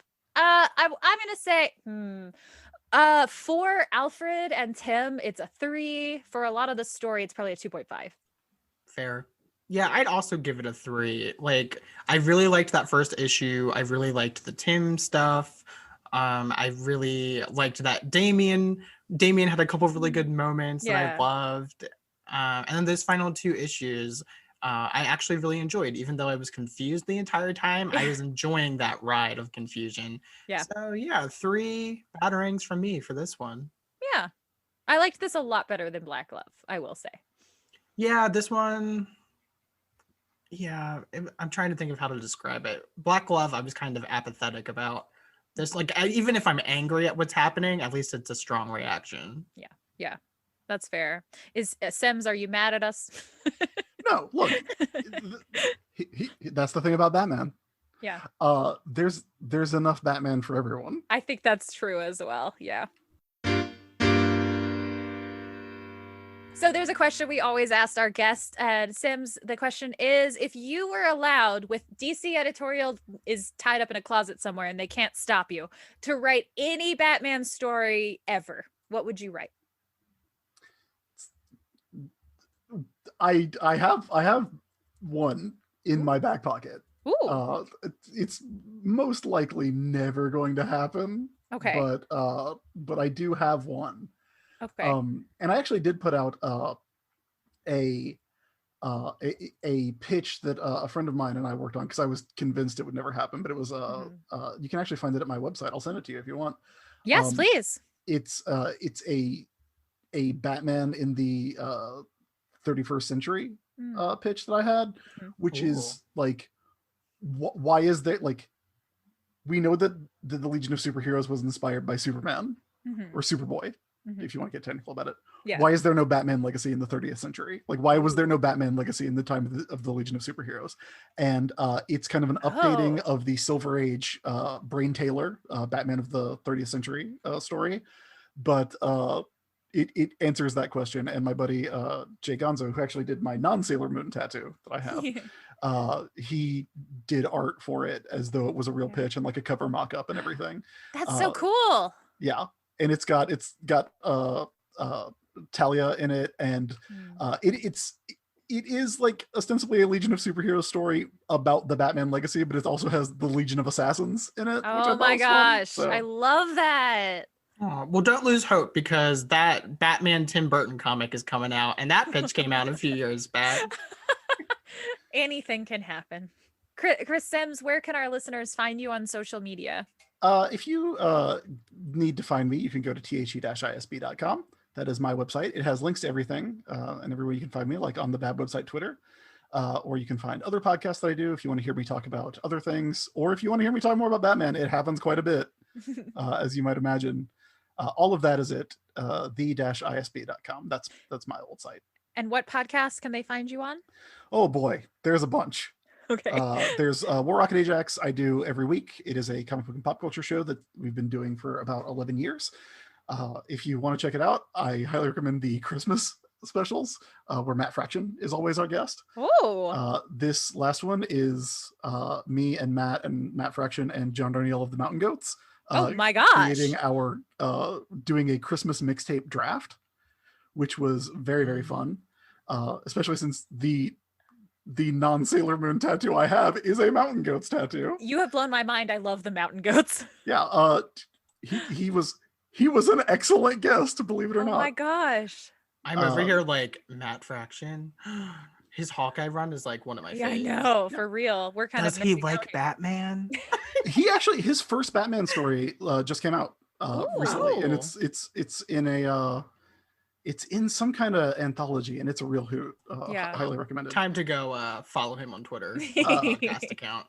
That's the big one. But I also do a podcast about Sailor Moon called Sailor Yay. Business, where we have reviewed 196 of the 200 episodes of Sailor Moon. We're coming up on the end. Gosh. Wow. I have a spin-off podcast of that called Xena Warrior Business, where me and my friend Ali Stock ostensibly watch an episode of Xena, but it's mostly us talking about other stuff. I love it. And probably the other big one right now is I do a show called Apocryphals, which is me and fellow comics writer Benito Sereno. We are two non-believers reading through the Bible and trying not to be jerks about it. Wow. Fascinating. Yeah. I do a lot of shows. Yeah. I was gonna say that's a lot of pods. I'm struggling with this one. Plus, there's one about snacks called Snack Situation, which is a spin-off of one about movies called Movie Fighters. I do a Patreon exclusive podcast with my wife that's about ice cream. And I am a frequent guest on Retronauts. So Oh my gosh. Wow. Do you I, edit all of I also these? have regular jobs. I so. feel tired listening. Well, thank you so much for coming on. Yeah, thank you. This has been so fun. Yeah, I am. This has been a absolute treat for me. Thank you Aw. for having me on to talk about this story, because it is a favorite of mine, and it is not one that I feel like people generally talk about a lot, but I absolutely love it. So Yeah. thank you. Absolutely. I'd always wanted to visit it, so I'm glad you gave us a reason. And as my first Batmanologist, you were not disappointing. Oh, thank you. Exactly. Hello, and welcome to the first edition of Ask Alex, where we bring on our very own The Question to ask our questions to. Alex JAFFE! Welcome. I'm here to help untangle the Gordian knot that is Grant Morrison continuity. Whatever glad to questions hear you it. got, bring them on. I'm glad to hear it because we are confused. Oh my gosh, I've never been more confused. All right, so we had to put our thinking caps on and come up with some questions that were just gnawing away at us after reading Black Glove and R.I.P. And it So turns my- out that just asking why, though, is not sufficient question. So our guests tried to explain to us, and while we got halfway there, Alex, we're going to ask you to finish the job. Okay. All right, my first question for you. Were all of these heroes from around the globe established before Morrison's Black Glove? And if so, where and who by? And did Morrison create any of them themselves? Well, that's a great question because it also kind of answers, but why though? The thesis of Grant Morrison's entire 8-year run on Batman is the idea that everything that has ever happened to Batman is canon, and it's all in continuity. There was a lot of stress at the time, as there is right now, as to what counts as a Batman story and what doesn't count as a Batman story. And Morrison's goal going into Batman was to say all of it. That's why the first thing that they did was bring back Damian Wayne, who was a baby who was first introduced in the non-canonical graphic novel Son of the Demon. It's like, oh, that actually happened too. And what they were doing with the Club of Heroes, as they introduced it, was bringing back a ton of these obscure heroes introduced in Batman comics in the 1950s, mostly by artist Sheldon Moldoff. Basically, everything that Morrison draws from through this run is stuff that could be found in British reprint collections of Batman at the time. And all of those issues were reassembled during this period in a companion guide called the Black Casebook. So if you want to know what the hell Morrison is talking about, you can pick up the Black Casebook, and there's a ton of old Batman stories. Like, oh, that's where this is from. So Knight and Squire came about in 1950. They were created by Bill Finger and Dick Sprang. Morrison actually brought back Knight and Squire while they were still writing JLA. And the original Squire appeared as the new Knight in that series. And a new Squire, Beryl Hutchinson, is the only Morrison OC out of this whole team. Oh, wow. The next one to show up is Wingman in 1951's Batman 65. He was kind of a temporary partner to Batman while Robin was injured. Robin was worried he was being replaced and was like, oh, Robin, no, I can never replace you. And we never saw Wingman again until now. Then Man of Bats and Little Raven, the very problematic Native American duo. They first appeared in Batman 86 in a story I think was called The Indian Batman by Ed Herron and Sheldon Moldoff. Where they should have stayed. Yeah. Then in Detective Comics 215 by Moldoff and Edmund Hamilton, there's a concept introduced called the Batman of all nations, and that's exactly what Morrison is riffing off here. Everyone else to show up in that scene is from that issue. Morrison changed that to the Club of Heroes, and that was the launching pad for Batman Incorporated, which was where Morrison did invent a bunch of other international heroes to round out the group, but that wouldn't happen until much later in the run. Right. You asked me if I want to know what Morrison is talking about, and at this point, I don't know if I do want to know what Morrison is talking about. Equally important is the that Damian does just a Morrison thing that became a Damian thing. We see it a few times from other characters who aren't Damian here. When would you say this became Damian's catchphrase? First of all, I don't think of it as I think of it as like a tongue click, like a. I've always assumed it was very dramatic, like yeah. It's like a disapproving tongue click, I think is what's going on here. It is a Morrison thing. In fact, the first time we see it happen in Morrison's run is in Batman 671 when Bruce himself is fighting Sensei in the resurrection of Ra's al Ghul. Vocalizing verbal tics in word balloons is just kind of Morrison's writing style. But Damian never does it until the start of Batman and Robin, when he starts teaming up with Nightwing, which is most people's favorite part of the whole Morrison run.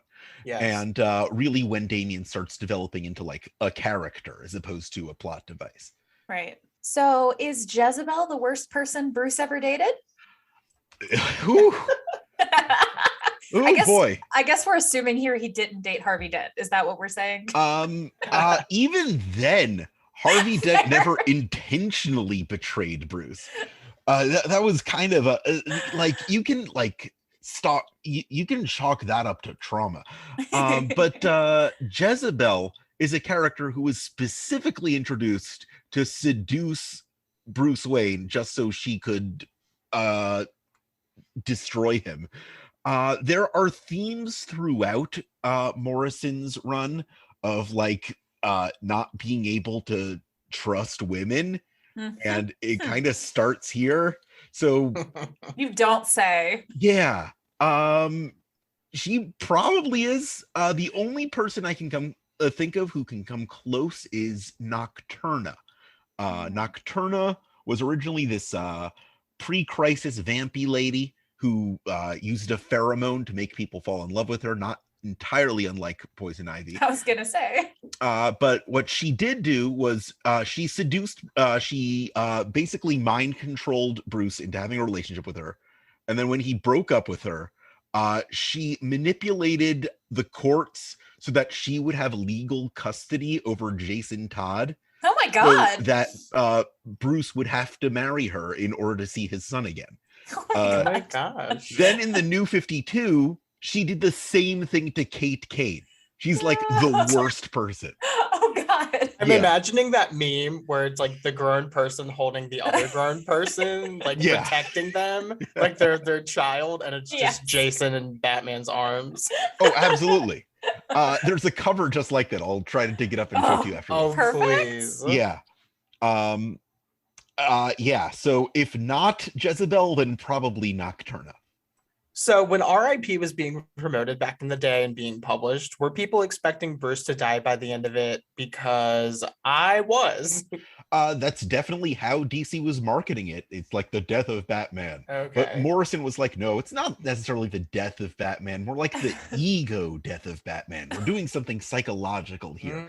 But, DC hired Neil Gaiman to write Whatever Happened to the Caped Crusader, which at the same time of this, which was like kind of a metaphorical funeral for Batman, and honestly I prefer a lot more to this if you haven't read it.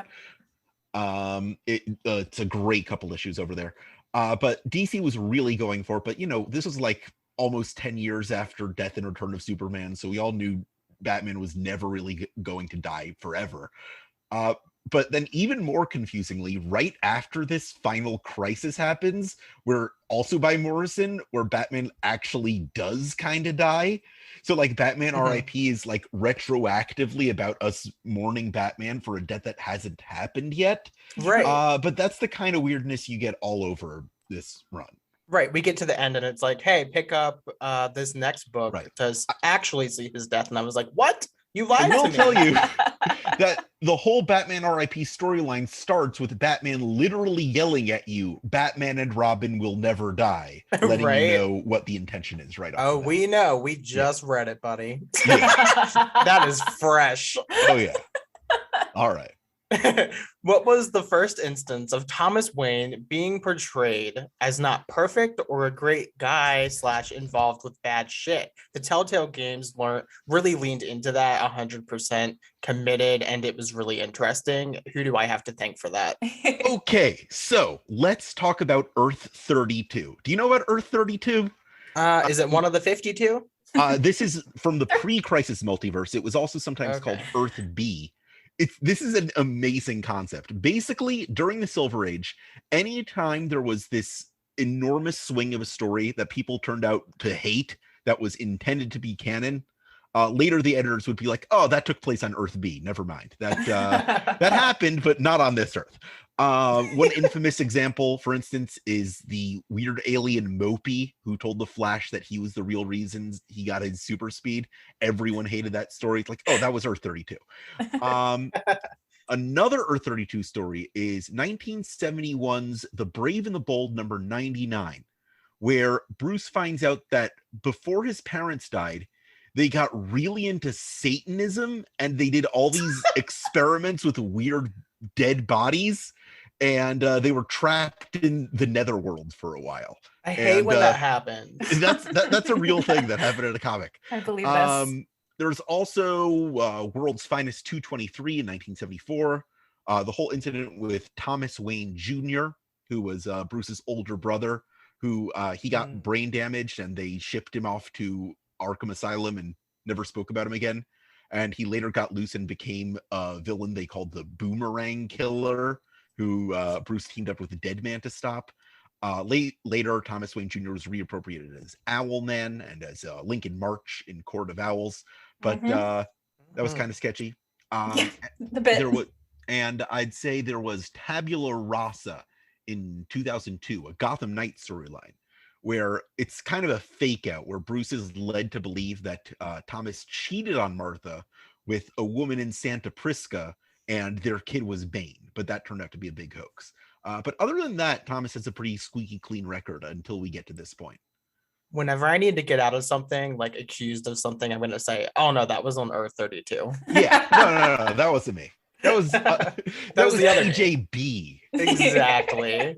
One more initial, TJB. Yeah. So what's the craziest situation Bruce ever got himself out of, do you think? Does digging out of the grave take the cake? That's a big one. That's what I remember talking about a lot at the time. But one of the things people, I think, like about Morrison's run is that for all its craziness, there's a lot of thought put into the structure of it. That there's a feeling as you're reading it that it's not just a bunch of random ideas. It is all one big story, and the stuff you read at the end mirrors the stuff you read at the beginning. In this case, I would say that digging out of the grave is kind of an early foreshadowing to Batman himself digging through the entire time stream in Bruce Wayne: The Road Home after Final Crisis, where Batman is forced to live life after life, clawing his way back to the present from the Stone Age. And that might be the craziest thing Batman ever got out of. That's now, a smidge crazy, yeah. The craziest thing that he's ever been in is Neil Adams' Batman Odyssey. And I cannot wait for you to cover that on this show. Oh, There's this whole Hollow Earth conspiracy. It's tremendous. Oh my God. Well, I can't wait for the sequel that has Flat Earth. yeah, I love Earth conspiracies. Batman Flat Earth, pitching it now. Oh man, I can't wait. Is it Dan Didio? He's gone. It won't get picked up. Oh man. Well, Alex, thank you so much, and for this first segment. Yeah. I look, anytime you've got lingering questions, I'll be back to step up to the plate and answer them. Until next time, when we have to ask Alex. Who's our outsider this week, TJ? Well, for my outsider, I went ahead and I picked Ninja Nurse from over on YouTube. They found us when Tim Drake came out. We got quite a few new listeners within the last month since that happened. Woot woot. And they've been leaving us really nice comments on YouTube about TimCon and celebrating Tim Drake's coming out and how much they're enjoying the pod. So thank you so much for commenting and just supporting us in general. And this week we have not one, but two outsiders of the week because we have an outsider from Twitter as well. My shout out is to Valen, who is at Rossi_TG, who's been interacting with me on Twitter and going through our back catalog of episodes and has been just such a joy to talk to about all things Batman. Next time on Gotham Outsiders, we will be talking about Batgirl of Burnside. Woo! By Cameron Stewart and Brendan Fletcher. With art by Babs Tarr. And we're going to be talking about it with the amazing Sam Maggs, who I worked with on a little Unstoppable Wasp novel and who's written for comics and novels. Yes, Sam is wonderful. I am so excited to talk with her and get into some Batgirl. Yeah. Thank you for listening to this episode of the Gotham Outsiders. You can find me, Chris, on Twitter at The Myth of Psyche, where I talk feminism, queerness, psychology, books, and oftentimes Batman. You can also now find me at talkingcomics.com, where I write reviews and a column and sometimes the news about comics. You'd also find my co-host TJ at TroyFinn2 on Twitter, where I talk about all things book related and, Batman more often than I used to. And you can find us both on Twitter at Gotham Outsiders, where we talk about Batman all the time. Join us next time. Same bat time, same bat place.